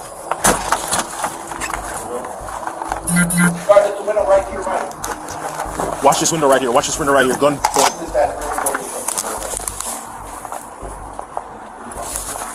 Go in here. Come to the back of the apartment. That's where we are. You, come over here. 2 more will be fine. If 84 is here. Hands up! You have contact with the male. Hands up! Walk out towards me! Have a seat. All the traffic, come out towards me! Get on the ground! Who else is in the apartment? Be straight up. Tomes? Hands up! Who else? Just Tomes? Is he armed? Nobody's armed? Nobody's armed. You sure? I'm sure. What's going on here? Green Bay Police! Is anybody in here? Announce yourself now! No, there's nobody in there. Go ahead. Negative, we got enough here. Blood stained her hands and clothing. She appeared oddly detached, almost serene given the circumstances, but her behavior in the police car would provide the first glimpse into a mind that was either completely unhinged or completely calculating. Body camera footage captured Taylor talking to herself, laughing, making bizarre comments as officers transported her to the station. He took him out! Woo! At one point, she randomly mentioned Kyle Rittenhouse, the teenager acquitted in a high-profile Wisconsin case months earlier. The reference suggested she was already thinking about legal strategies and potential defenses. This raised the critical question that would define her entire case. Was Taylor Schabusiness suffering from a genuine mental breakdown, or was she already orchestrating her defense? At the police station, Taylor was read her Miranda rights and agreed to speak with investigators. What followed was one of the most detailed, disturbing confessions in criminal history. Do you know Shad? And how do you know Shad? He's my ex. Your ex-boyfriend? Yeah. Well, they found a kind of a disturbing stuff at the house there. Oh, really? Yeah. Yeah. A lot of blood. Basically Shad's head. Yeah. For hours, Taylor calmly recounted every horrific detail. She admitted to strangulation, necrophilia, and dismemberment with the same tone someone might use to describe grocery shopping. Well, you're gonna have fun trying to look for all the organs, but yeah, they're all dismembered. And what did you do with the body parts? They're in the house. Someone? They're like, Basement, upstairs, downstairs? absolutely in the basement. I was gonna bring them, got lazy. I was getting pissed off at the dismemberment process, actually. Did it take a while to go out? Yeah, because like, I was not in house. The most chilling moment came when investigators asked about her motivation. Just started. Jordan. How long did it take for him to die? Like, 3 to 5 minutes, maybe. But, I don't know. I have no idea. You realize that by continuing that he killed him? Like, I had him because I felt bad because I'm like, damn, he's gonna be the reason after this. I'm like, I might as well just kill him. So you realize that by continuing that you may actually kill him then? I swear to God, he was telling me just do it. So I'm like, oh, I did it. If you use what we call props? All of them. And you also said that you enjoyed it, right? And I enjoyed it. Oh yeah. Alright. What you enjoyed about that? I'm just... Was it kind of thrilling, a rush, exciting? What was the feeling that you got? That's all it is. Like, this is the thing that I have, like, I've always had, you know, like, you ever love something so much that you kill it? Like, it happens to me, that's the feeling that I have. I love something so much that I kill it. Like, I love it so much, and then I kill it. That's what happens to me. So, That statement, "You ever love something so much that you kill it?" would become one of the most disturbing quotes in Wisconsin criminal history. But investigators needed more details. The medical examiner had questions only Taylor could answer about the precise dismemberment methods. At the house right now, there's, you know what a medical examiner is? They're the ones that kind of like take care of people that died and see how they died. And so, you know, they have a bunch of questions for us that we really can't answer. And the biggest questions that they have is exactly how did you dismember Shad? Did you cut arms, or I mean, was it just internal organs, or? So you started on the head, right? yeah, and then I don't know where I'm from there. I just want to... Did you cut it, where, did you remove his arms? Yeah. Okay, can you show me where you would cut on the arms? Right, the elbows, was this part of the arm left on? You gotta go in that blue bed. Okay, look. Yeah. But you know, then you cut off at the elbows? Yeah. Okay, you got both arms off at the elbows? I hope so. Because like, I was saying that dismemberment process I did was like really messed up because like I was knotting out. And then I was like sawing it off. Did the way he's used? Just a knife? Just a knife, so like, yeah. Yet the medical examiner's later testimony revealed that Shad's body had been dismembered with apparent anatomical knowledge. His torso was bisected cleanly, limbs were removed at joints, organs were carefully extracted and separately bagged. Where did Taylor learn these techniques? Had she practiced before? She maintained this was her first murder, though she made one telling comment. Saying on my name that I've killed more than one, but man, I'm trying to work on this appeal, yo, and get out. After her confession, Taylor was charged with first-degree intentional homicide, mutilating a corpse, and third-degree sexual assault. Given the severity, she faced life without parole. But Taylor had a plan that would turn her trial into a spectacle, convince everyone she was completely insane. From her first courtroom appearance, Taylor's behavior was theatrical. She smiled inappropriately, made faces at cameras, acted like she was enjoying the attention. But was this genuine mental illness or calculated performance? The evidence pointed to performance. Before jury selection, court cameras caught Taylor pointing finger guns at Judge Thomas Walsh, repeatedly aiming at him like she was shooting. Later, she flipped off the same judge. These weren't symptoms of psychotic break, they were deliberate acts of defiance from someone testing the system's boundaries. But Taylor's most shocking courtroom moment was still coming. On July 11th, 2023, during a pretrial hearing, Taylor suddenly lunged at her defense attorney. There's one witness. We're asking for sequestration, but that may be a moot point. All right. It is one witness, Your Honor.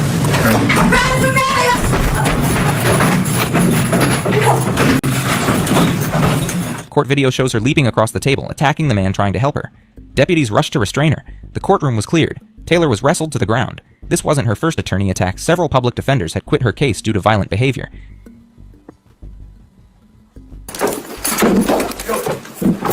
Stop it. Stop it. When asked about these incidents later, Taylor's explanation was revealing. The most recent one, when my attorney, he was calling my and he was saying I need another competency hearing. He kept on calling my sticking his tongue out at me. And so I went off on his. But the one before that, he was doing the same thing too, saying about competency. He kept on saying you need more competency hearings. You need more competency hearings. They constantly keep on saying that, and I said no, I'm straight. I'm straight. My dad showed up in the back of the courtroom, and then as soon as he popped through, that was my dad's previous attorney too, and then he had just fired his. He said get this guy off your case. So then, as soon as my dad popped up into that courtroom, when he sat his down, I already knew it was go time, and that's when I had to go in. So then that's when I went in and I fired his. She blamed her attorneys, not herself. She insisted she was competent to stand trial while simultaneously claiming mental illness as a defense. This contradiction would prove crucial. You can't be both competent and insane. If you're fascinated by how female criminals manipulate mental health defenses and legal systems, subscribe to Women of Crime. We analyze the psychology and strategies behind the most complex cases. The trial began July 24th, 2023. The prosecution's case was straightforward: premeditated murder followed by deliberate corpse mutilation.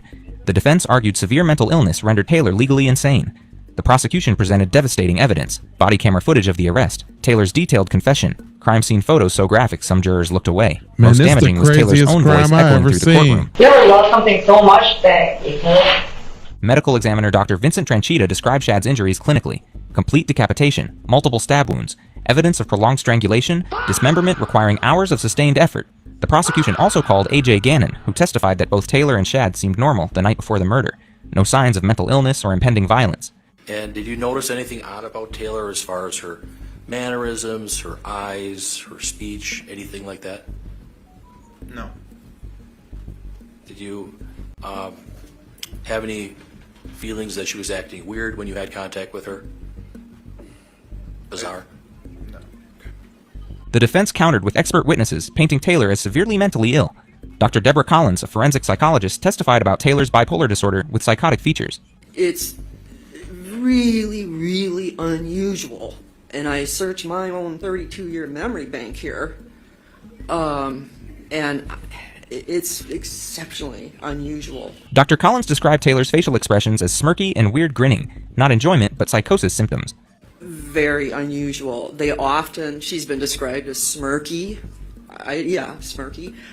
She has inappropriate, grinning, weird grinning. When she's talking about the crimes, people have interpreted it to be like laughing at what she did. At times, in the jail, with evaluators, with me, at times, briefly, it's very strange. Other times looking, I can mimic it. Very Go play bingo. scowly. A lot of people interpret it superficially to be grinning. Grinning at all, but getting a kick out of everything.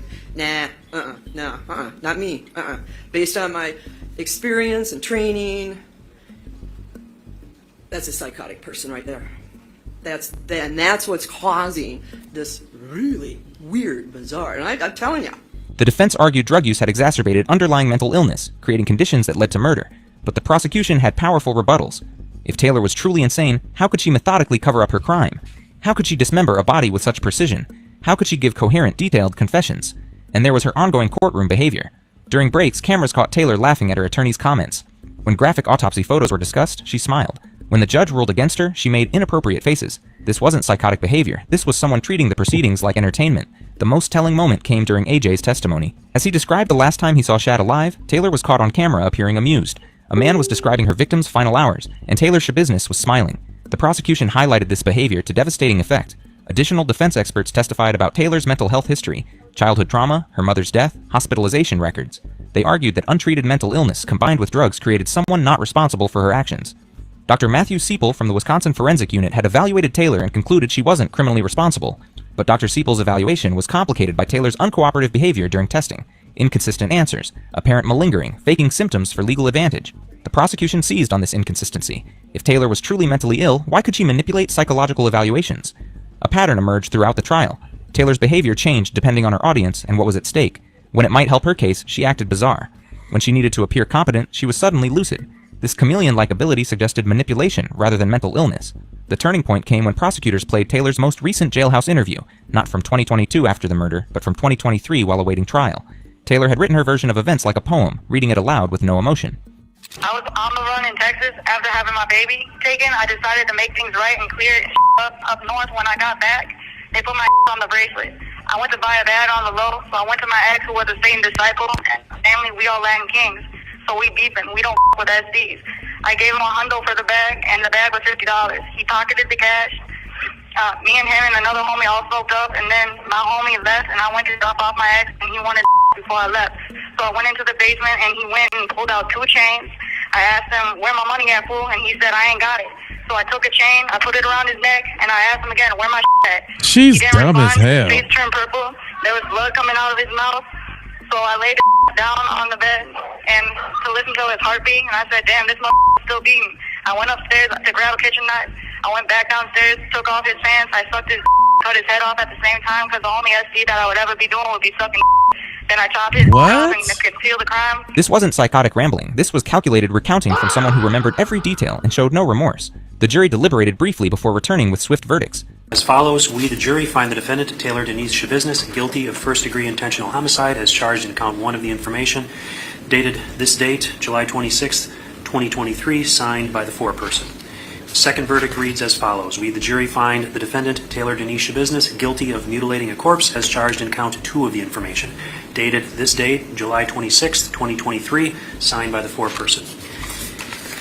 The next verdict reads, we, the jury, find the defendant, Taylor Denise Shabiznis, guilty of third-degree sexual assault as charged in count 3 of the information, dated this date, 26th day of July, 2023, signed by the foreperson. Taylor showed no emotion as the verdicts were read, no tears, shock, or disappointment. Just the same blank stare she'd maintained throughout, but Wisconsin law required a second phase to determine her mental state during the crimes. The question, did Taylor have a mental disease or defect preventing her from understanding her actions' wrongfulness? This phase lasted 1 day. The jury heard the same experts, reviewed identical evidence, considered the same arguments. Their answer was unanimous, no. Taylor Shabiznis was legally sane when she murdered Shad Therian. She knew her actions were wrong and did them anyway. For the first time since arrest, Taylor's facade cracked. As the sanity verdict was read, her smirk disappeared. Her confidence faltered. Life in prison without parole was finally becoming real. But even then, Taylor couldn't resist one final defiant act. As she was led from the courtroom, she turned to cameras and mouthed something observers couldn't decipher. Profanity, perhaps, or threats. Whatever it was vintage Taylor Shabiznis, always trying to control the narrative, always needing the last word. 3 months later, sentencing arrived. Judge Thomas Walsh had his opportunity to address the woman who had terrorized his courtroom and traumatized an entire community. So I have to consider the gravity of the offense, the character of the defendant, the need to protect the public, as well as other aggravating and mitigating circumstances, including rehabilitative needs and punishment and deterrence, and then craft a sentence in each case that's appropriate. The defendant's character, I can say that over the course of this case, I've learned a great deal about you, Miss Shabiznis. First of all, you were born in Chicago, lived there until you were about age 12 rather. You seem to have had a stable childhood. You were loved by your mother and your father and your brother. And unfortunately, your mother passed away when you were 12, your brother passed away in a vehicle accident, and your dad's incarcerated. He acknowledged her difficult childhood, mental health struggles, and trauma history, but he also addressed the brutal reality of her crime. The list of superlatives don't seem to measure up to what you see and what you hear about, and what we heard about in the trial. This crime offends human decency, it offends human dignity, and it offends the human community. It really does. The inevitable sentence? Life in prison, without possibility of parole. Taylor remained emotionless as her fate was sealed. The woman who had laughed and smirked throughout trial sat in stony silence as the judge condemned her to die behind bars. But Taylor's story didn't end with sentencing. In recent jailhouse interviews, she remained defiant, maintaining her insanity despite jury findings. Definitely insane. You know, I should have went back to Chicago. I should have went down south, but I didn't do that. I stayed up north. I stayed around in Green Bay. I went back to where my bracelet was at and to continue going to work and then continue on from there. But instead, I just smoked up with my roommate, and that was that. She seemed more upset about getting caught than taking someone's life. When asked about her future, Taylor hinted at appeals and new legal strategies. I'm voluntarily dismiss the no merit and extend the time to file a post-conviction motion. Taylor faces another trial in October 2024, this time for allegedly assaulting a prison staff member. Even behind bars, she can't resist violence. The case also revealed Taylor's fascination with Jeffrey Dahmer, Wisconsin's most notorious serial killer. Her search history showed multiple Dahmer-related queries around the murder timeframe. A photo emerged of Taylor posing next to a Dahmer image on her phone. When asked about this connection, Taylor explained. I had my niece with me, and she was watching a whole lot of series on Dahmer. And then everybody thought I was dating Dahmer, so people were laughing at my saying I was dating Dahmer. I took a picture with his and then I was trying to put it on a blow-up doll, a customized blow-up doll, his face, and then send it off to one of my friends. But Taylor insisted she wasn't a female Jeffrey Dahmer, claiming she'd only killed one person. Nah. I mean, no, there's mother out there that, you know, you really want to you beef with hard. I mean, yeah, you want to murder mother, but, you know, I mean, that's what other mother they be saying on my name, that I've killed more than one, but, man, I'm trying to work on this appeal, yo, and get out. Perhaps the most disturbing aspect of Taylor's case isn't what she did to Shad Therian, horrific as that was. It's what she represents, criminals who weaponize mental illness and turn courtrooms into performance stages. Her case raises questions about distinguishing genuine psychiatric crisis from calculated manipulation. The system diagnosed her with mental illness as a teenager, but failed to provide consistent treatment despite her father's efforts. What we know is that Taylor made choices. Despite her struggles, she chose to kill, dismember, and mock the legal system trying to hold her accountable. The jury saw through her performance. Taylor isn't unique. She represents criminals who use mental illness as a weapon and refuse personal responsibility. They're smart enough to be dangerous, manipulative enough to be convincing, and disturbed enough to be terrifying. The Green Bay jury decided mental illness doesn't excuse murder. Taylor knew her actions were wrong and did them anyway. Even now in prison, Taylor continues fighting, filing motions, claiming innocence, insisting she was a victim of circumstances beyond her control. Her mask finally slipped when the verdict was read, when she realized her performance had failed and she would spend her life in prison. That's when we saw the real Taylor Schabusiness. Not the broken victim she pretended to be, but the calculating killer who thought she could talk her way out of consequences. And there's still more to this story. Taylor faces another trial in October 2024 for allegedly assaulting a prison staff member. Even behind bars, the violence continues. The case proves that some people don't just commit crimes, they perform them. And the next performance might be happening closer to home than you think. She sat in that courtroom like she owned it, laughing, smirking, making faces at the judge like this was all some sick joke. This 25-year-old woman acted like a rock star who just walked off stage, not someone on trial for one of Wisconsin's most disturbing crimes. She mocked the court. She claimed she wasn't in her right mind. She played every card she could think of to avoid prison. It was all an act, her sure way of going home. But then came the moment that shattered that illusion and wiped the smile clean off her face.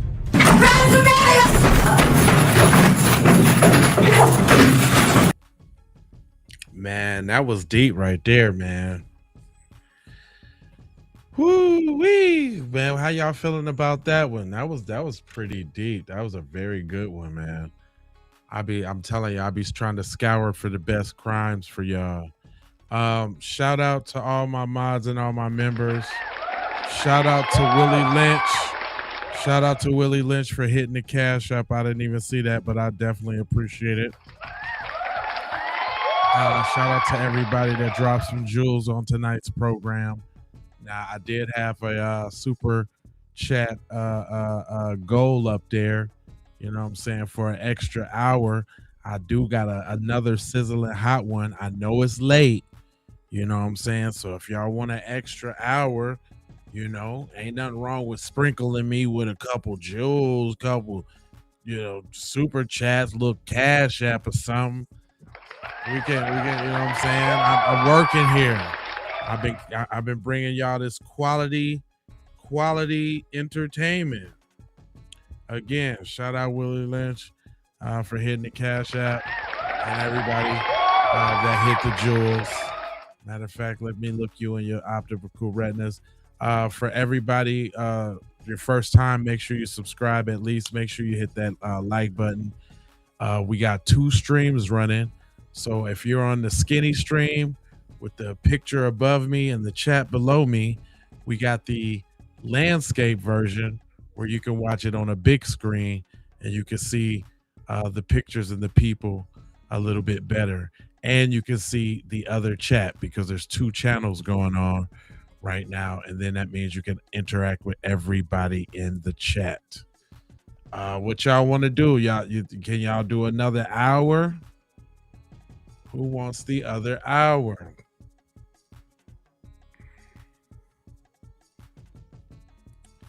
I just got a smooth little, nice little pick me up. Again, thank you, Willie Lynch. I appreciate that.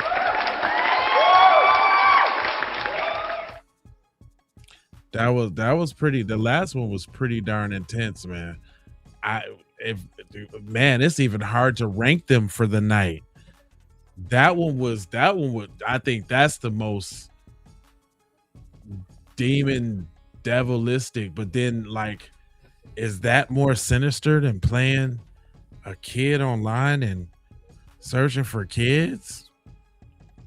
Is that more sinister than playing a stalker just to get your wife? I mean, we had some really heavy cases tonight.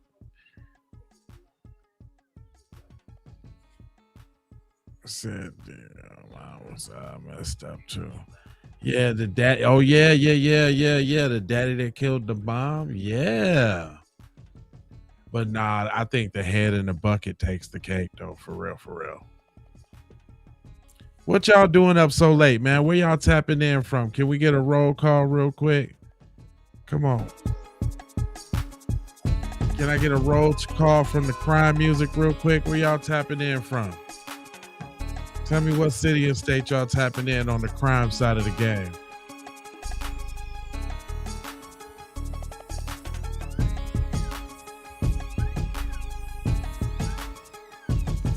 Bama, okay, Bama's up in here.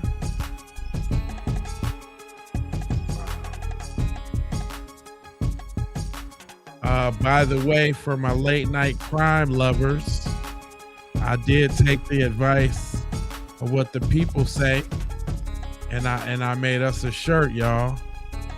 Boston up in here.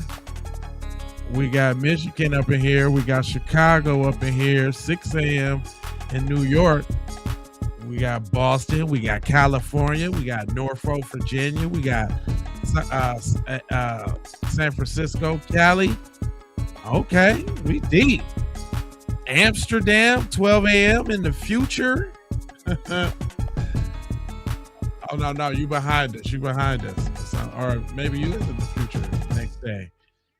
Who else we got up here? Oh, we got Australia, Sydney. Shout out to Sydney up in here on the late night crime side of the game. We got Nashville, Brooklyn. Okay. All right. We deep. North Carolina. East Coast. The Yay area. You know what I'm talking about? On the crime side of the game, we deep. Indiana. Again, shout out to Indiana. Always showing love, supporting the program. We got Nebraska up in here. We got Detroit up in here. What up, though?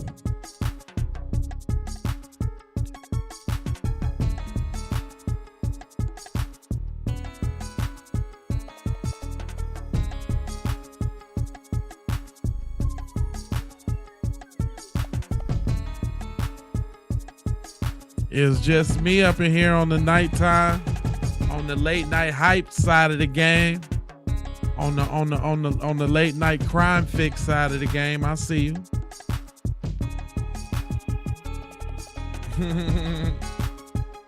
Hey, the real bucket.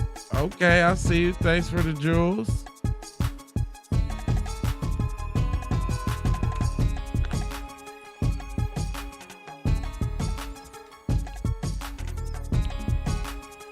Oh yeah, I'm always up for some late night crime on the late night crime side of the game. Oh, okay, Sprinkleman, Maine, with a little. I'm in Las Vegas, the city that never sleeps. I'm on the West Coast, up late doing crime. I'm on a streaming spree, y'all. I've been going hard every day. For days, I ain't missed a day. I'm not going to tell, I can't really say when I'm going to stop because it's a personal goal. But I'm climbing. So I'd appreciate the likes and I appreciate the subscribes, you know what I'm saying? One thing I ask, if you want to support the channel, make sure you watch it on the landscape version. The one that you see real big. The landscape version is usually the one with the least amount of views on it. So like if you click on the channel, if you keep it on, because it's only two. If you click on J Lava or you click on Keep It P Raw, then you will scroll down, you'll see two streams. One gonna have a bunch of views and one's gonna have not that many. Always watch the one that don't got that many. Hey, thank you so much. The Real Bucket, I appreciate the support for the broadcast. Oh, this is also what I did for the broadcast, y'all. I keep forgetting. I made the shirts, y'all. I made the joints. Thanks for the jewels with on the Sprinkle Me side of the game. Hold up. I made these shirts, man. Stay alive. Don't get murdered. You can catch them in the Teespring shop. The Teespring shop. All you got to do is go to the YouTube channel and you can get right to the Teespring shop. Hey, Kels, I appreciate the jewels, y'all, with the Sprinkle Me's. You know what I'm saying? I was born in Chicago. Kels, I was born in Chicago. I was raised in Minnesota, Minneapolis. But I've been in Vegas for like almost 7-8 years now, like 8 years now. So I'm on the West Coast now. I appreciate all the love and the support, y'all. Let me see. You know, I gotta give y'all another case. Y'all done sprinkled your boy. I gotta give y'all another case. But the one I had was like an hour and a half long. But you know what? It ain't nothing wrong with some quick bite-sized crime. Let's get a quick little bite size in there real quick. Little bite sizer. You know what I'm saying? Let's get a little bite sizer. Canada to discuss the arrangements. She showed him the life insurance documents. She was looking at it, looking down, smiling at it, and even in this strange way, petting this piece of paper. Which beneficiary was getting the largest portion? Monica, the defendant. So, there were two angles emerging to this case. On the one hand, there was the mysterious Rob Baker, tangentially connected to the family and linked to the crime scene by his DNA. On the other, there was Monica, whose fantastically wealthy husband had just died, leaving her with a substantial fortune of her own. She had the motive, while Rob had the opportunity. What remained was to find what connected the two. Monica was born in October 1972, also a Toronto native. She met Fabio in 1997 at the salon he ran with his sister. She was a makeup artist and came to the salon as a customer, but quickly turned into something more. Fabio had been married before to Luigi's mother, whom he divorced in 1995. 2 years single, to Fabio, Monica represented an exciting new start, and to Monica, Fabio represented a successful future. His career was on the up, and he was on his way to becoming famous. She fell in love with him, and she fell in love with the glamour of the lifestyle they would lead together. They moved from Toronto to LA with their daughters in 2011. There, Monica had a few part-time jobs, but she spent the majority of her time handling the family's finances and organizing their schedules. They had a housekeeper, gardeners, and someone who looked after the pool. They lived a very privileged life. Monica liked to take advantage of this. The family went on many exotic vacations to places like Hawaii, Cabo, and St. Thomas. These trips were rewards as part of Fabio's work, one of the many perks that he gave the family. For me, my family comes first. Monica was just along for the ride. But is there such a thing as too much luxury? They say that money doesn't buy happiness. For Monica, maybe this was the case. She grew dissatisfied with her life with Fabio, despite all its opulent advantages. Coach, I see you. In 2015, she joined the Racquetball League at LA Fitness in Canoga Park. She wanted to get in shape and meet new people, and she hired a personal trainer, a man named Matt Nurse. But Matt wasn't just a trainer to her. She downloaded pictures from his social media accounts and wound up asking him out for drinks. Matt turned her down, but she confided in him anyway. She would talk about her kids, and then she told me she was unhappy in her marriage. She thought he was cheating on her. I said, why don't you just get a divorce? And what did she say to you? Why throw away 20 years?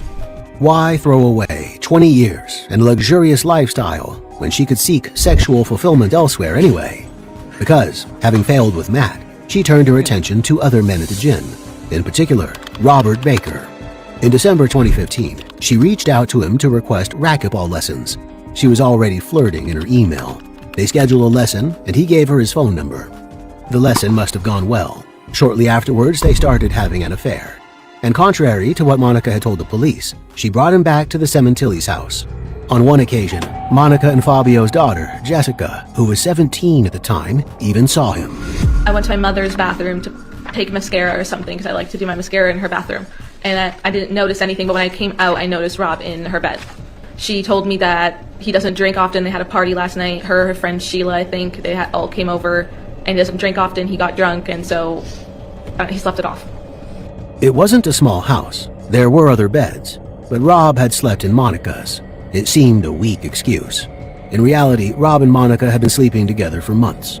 Between January 2016 and January 2017, she called Rob over 9,000 times.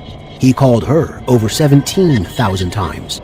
They were clearly head over heels for each other. And though Fabio was often away on business, Monica remained married, and that marriage was becoming an inconvenience. Rob later testified to this. Did you keep, or did you endeavor to keep the sexual relationship with Monica Simontilli secret? I did. And was that her desire as well? Yes. How did you go about keeping it secret? Every way possible. They used an encrypted app, Viber, to keep their communications secret. Was this just to keep the affair from her husband? Or was there something else they didn't want a record of?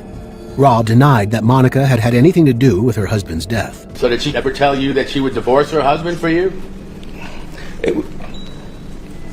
We touched on it lightly, but I could tell that she wasn't going to do that. That wasn't going to happen. And eventually, did that become one of the reasons why you decided to murder him? You lose him, how you get him, fam? I murdered him because I wanted her. Dang. This was a story of infidelity and lovers' jealousy, right out of one of the movies filmed just around the corner in Hollywood. Monica fell into an affair with a dangerous man, and her husband paid the price. So Rob's claims went. There was another person involved in this killing regardless. A gun was out of the question because it's too loud. Figured the best way to use was a knife.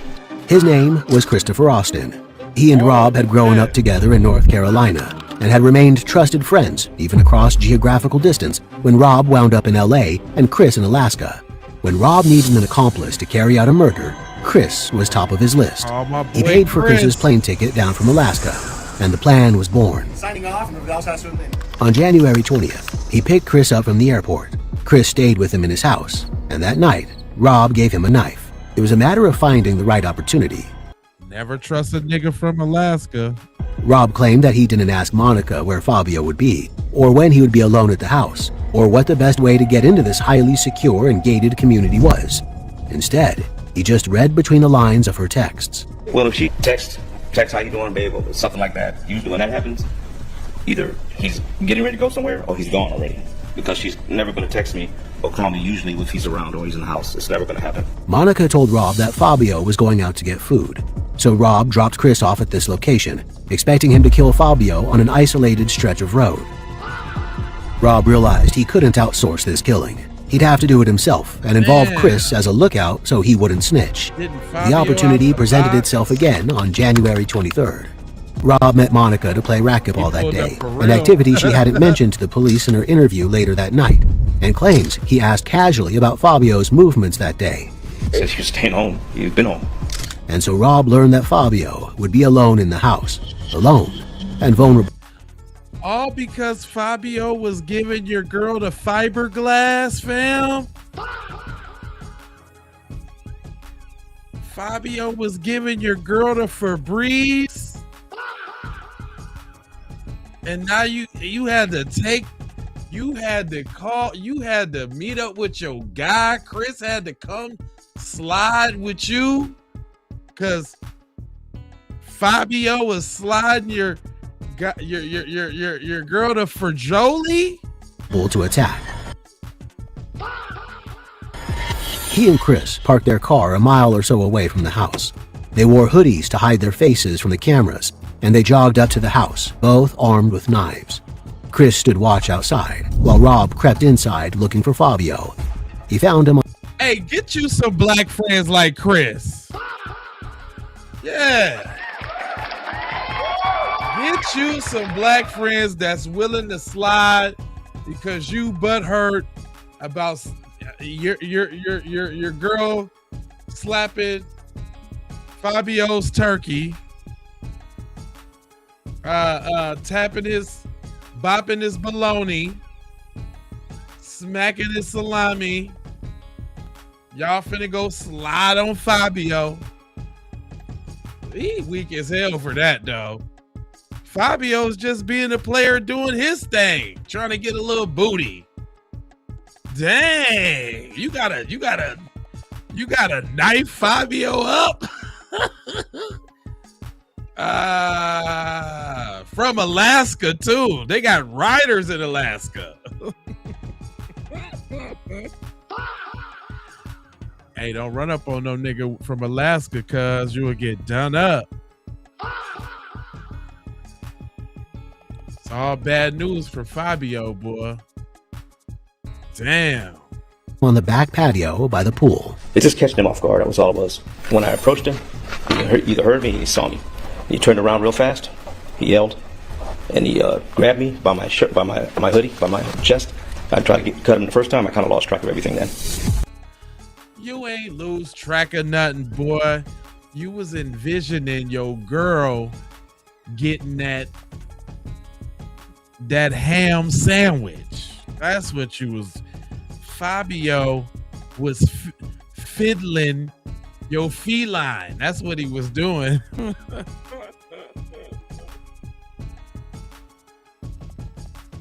Fabio was flexing in your girl's femur. And you couldn't feel that.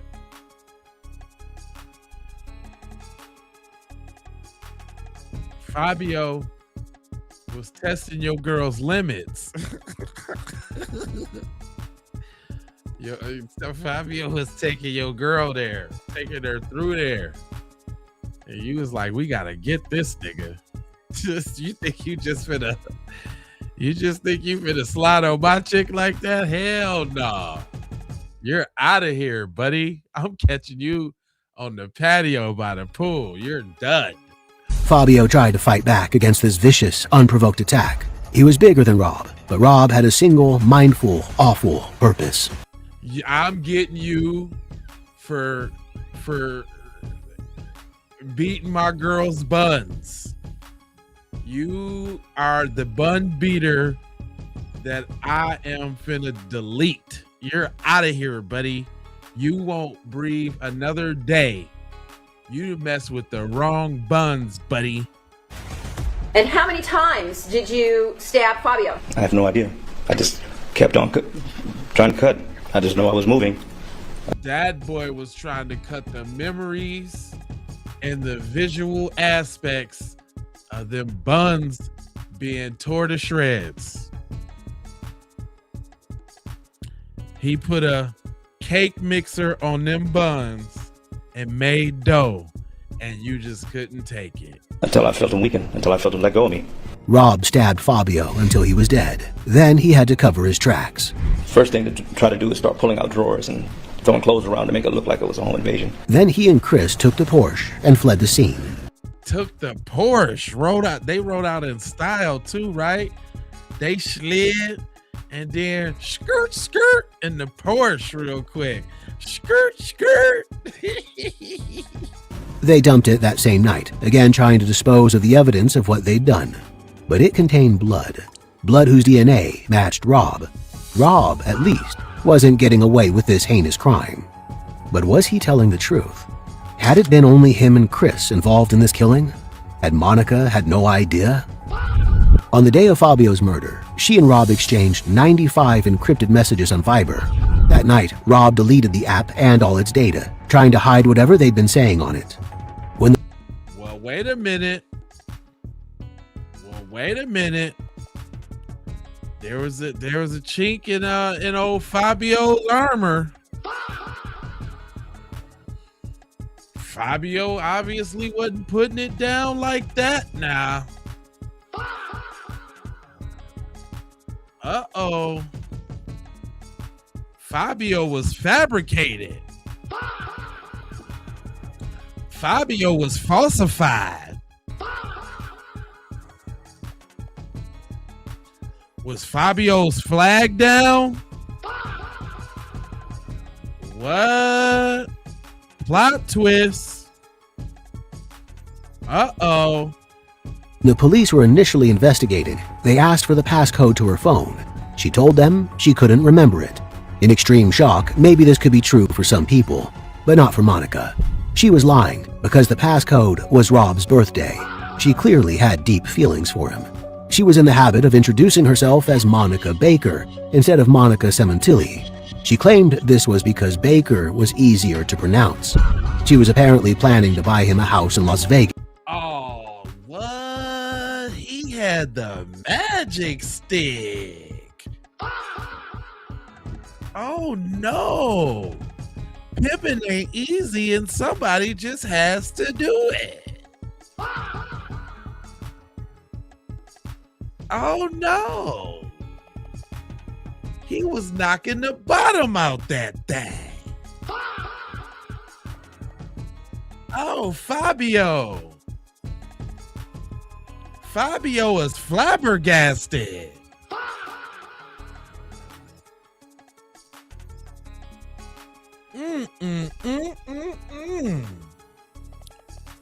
Not my boy coming through with the love stick. Oh no. He came through with the love stick. What? Oh, it gets deeper. Literally. Using the proceeds from Fabio's life insurance to do it. In the months following Fabio's murder, the police put both Monica and Rob under surveillance. On February 21st, the police followed them to a bar. They were seen kissing right outside. This was just a month after her husband's murder, and she wasn't exactly the image of the grieving widow. Not corn on the cob, Rob. Gave her the shellacky palaki. Had her tooted up for the insurance money. Damn, Rob was doing his job. Pimp hands strong. Sorry, Fabio, I hyped you up too quick there, buddy. Fabio needed some honey packs.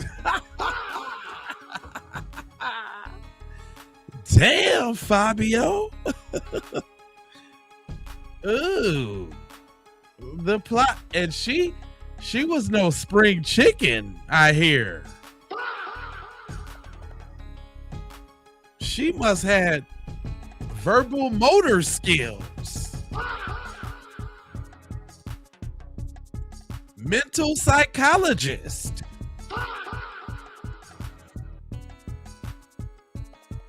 God, she had the brain aneurysm. God, what's going on over here? These folks is out of control.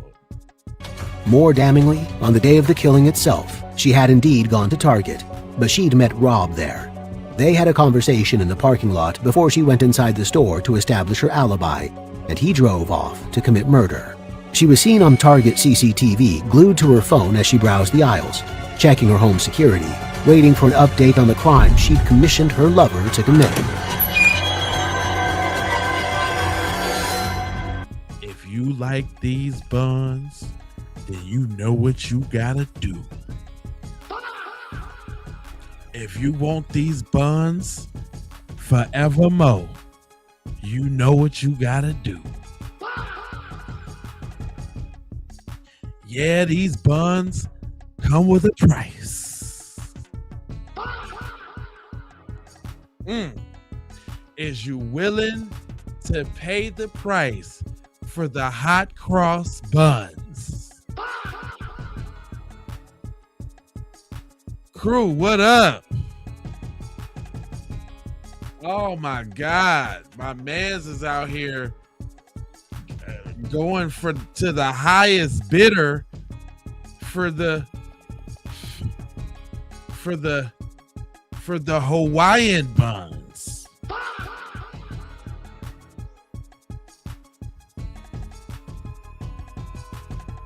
For the Frascata buns.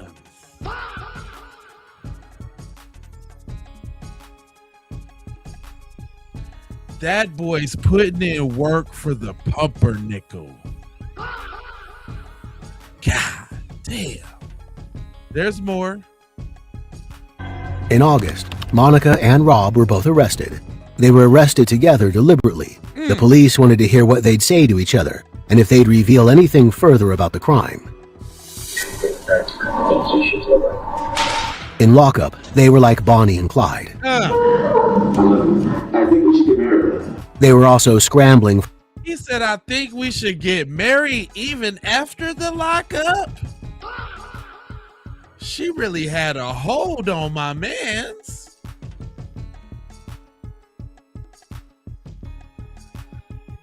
She had that Sacagawea. What the hell? She had that Anne Frank.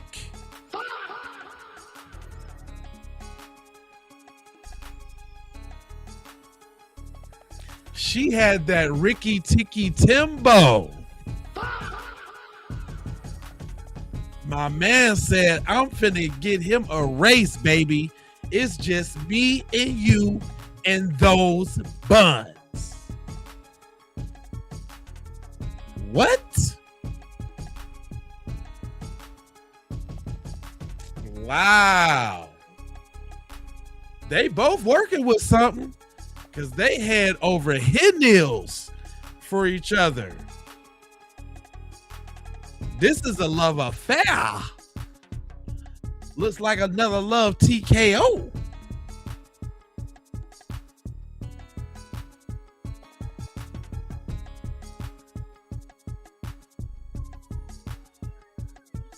Come on now. Don't you wish somebody had loved you like this? Once upon a time? Dang, how I feel to have that kind of love.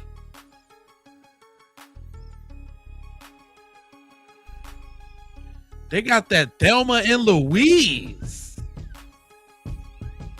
What's going on here?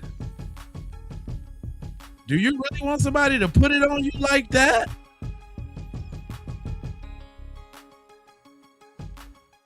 I'm just, that's a real serious question. You gotta think if you really want them issues in your life like that. Y'all in the back of the squad car together, holding hands through the cuffs.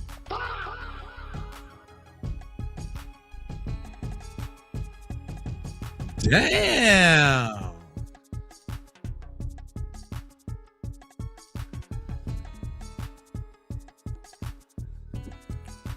Sheesh. This is powerful stuff here, people.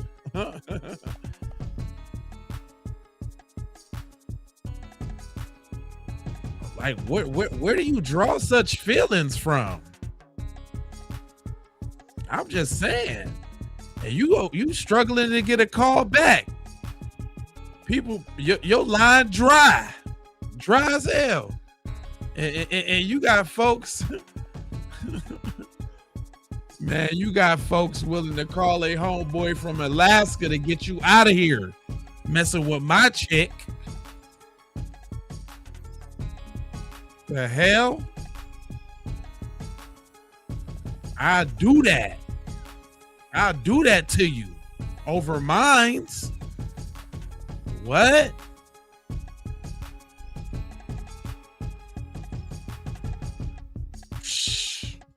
You better understand. For a way out of their situation. They're listening, they're watching, and they're digging for anything they can use, anything. While in jail, the pair conducted explicit phone calls, continuing their relationship even behind bars. Rob claimed that Monica, at this point, had no idea that he was cool with just the phone. They hooked it up so that how do you call each other in jail? How does that happen? Ain't no mountain high enough? Ain't no valley low enough?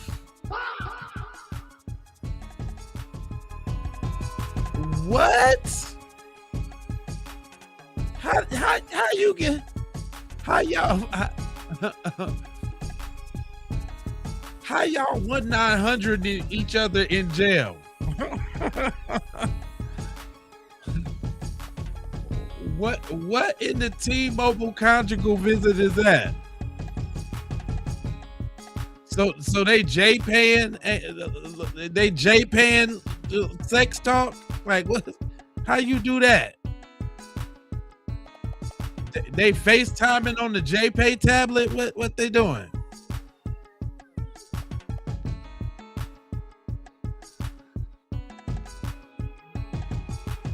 What they trustees for conjugal visits? I'm trying to figure it out.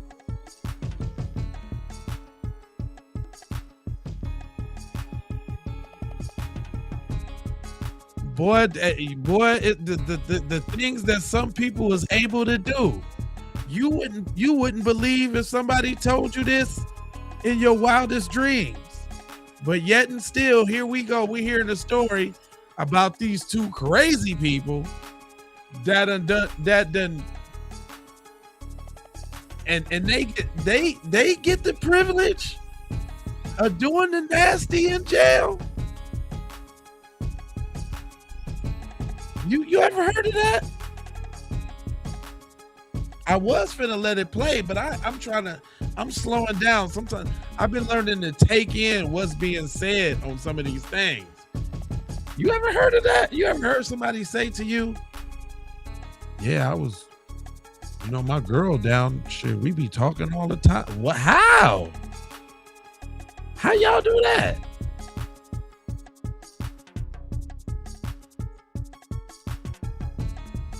Interesting. Okay.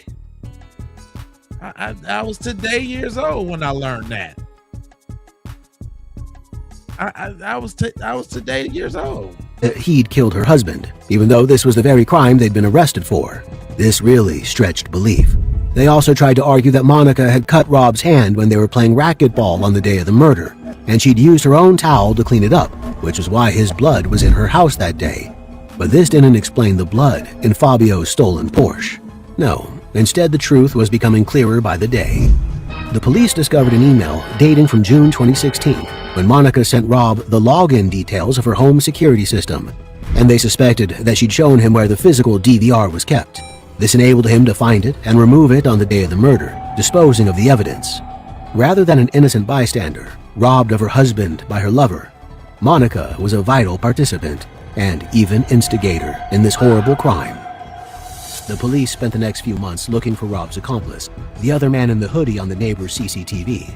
Initially, they suspected a man named Al Birdsong, a friend of Rob's who lived in Texas, but he had a watertight alibi, and eventually they found Chris Austin in October 2017. They connected Chris to Rob through phone and bank records, and when they brought him in, he folded. He pleaded guilty to second. Now, I told you don't trust a nigga from Alaska.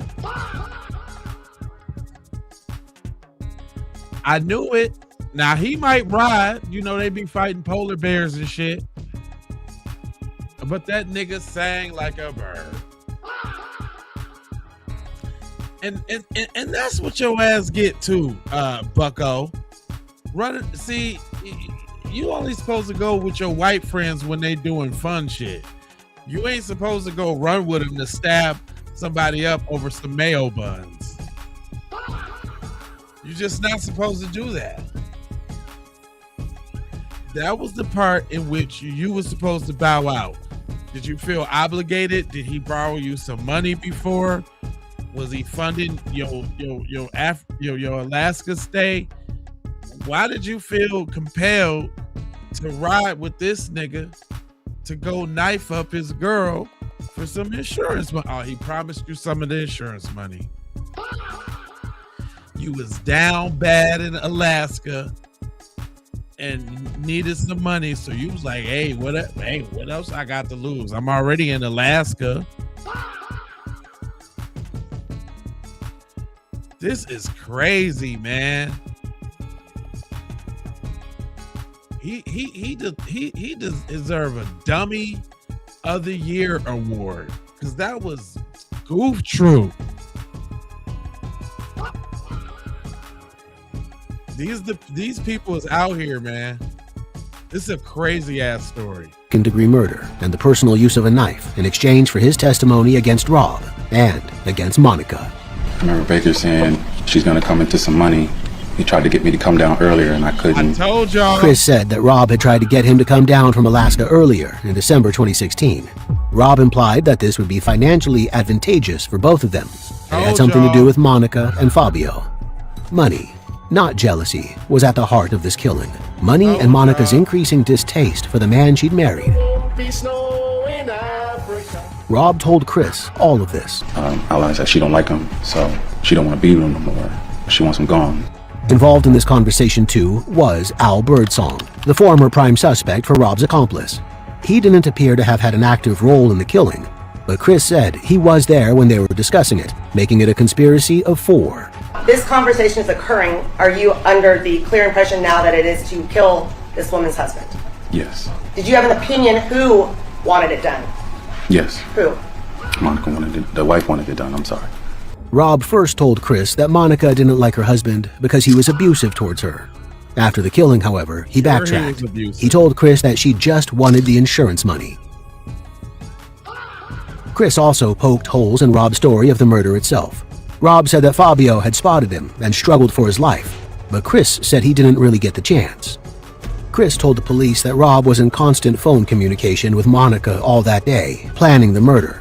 And in the weeks after the murder, she searched the Google query, "Do the police have the right to tap my cell phone?" She had a guilty conscience and a hunger for money. Money she'd never see, as the police interceded and got the insurance company to delay the payout. She schemed to get her children out of the house, manipulate the security system, and inform Rob of her husband's whereabouts for nothing. After Chris's guilty plea, the dominoes were falling. Rob also pleaded guilty, but he refused to roll on Monica. He claimed that he'd been acting entirely without her knowledge, as if trying to protect her. He was called as a defense witness in her trial, but his conviction actually worked against her, because he'd been sentenced to life in prison without parole. He had nothing to lose, and so the prosecution argued there could be no penalty if he perjured himself to save her, but his lies on the stand didn't work. It's unknown whether charges will be brought against Al Birdsong, but 3 of the 4 members of this horrific conspiracy now face justice. Rob, sentenced to life in prison without parole, and Chris and Monica both now awaiting sentencing. Together, they schemed to murder Fabio Cementilli, a charismatic professional and loving father, and tear a family apart. Damn, y'all did Fabio like that, man. Life is not about how hard you get hit, but life's about how hard you can get hit and still keep on going. Now, his children continue to try to rebuild their lives, with Isabella following in her father's footsteps to become a hairstylist in Hollywood. What do you think about? Damn. They did Fabio just wrong, man. Damn. Now here I go thinking Fabio was the man. Pretty Ricky, what they call him. And all the time your boy Rob had the corn on the cob for the job. Well, this was an action-packed night. Again, I appreciate all the love and support. I could be up here talking at myself, but y'all decided to spend y'all late nights ass up with me, yo, insomniacs. Some of y'all might be at work, and that's cool too. I appreciate it. And you know I gotta get to sleep because I got some more crime and all of that tomorrow. I'm trying to do bite-sized crime during the day. I'm trying to take this thing to a whole different level, so I appreciate y'all.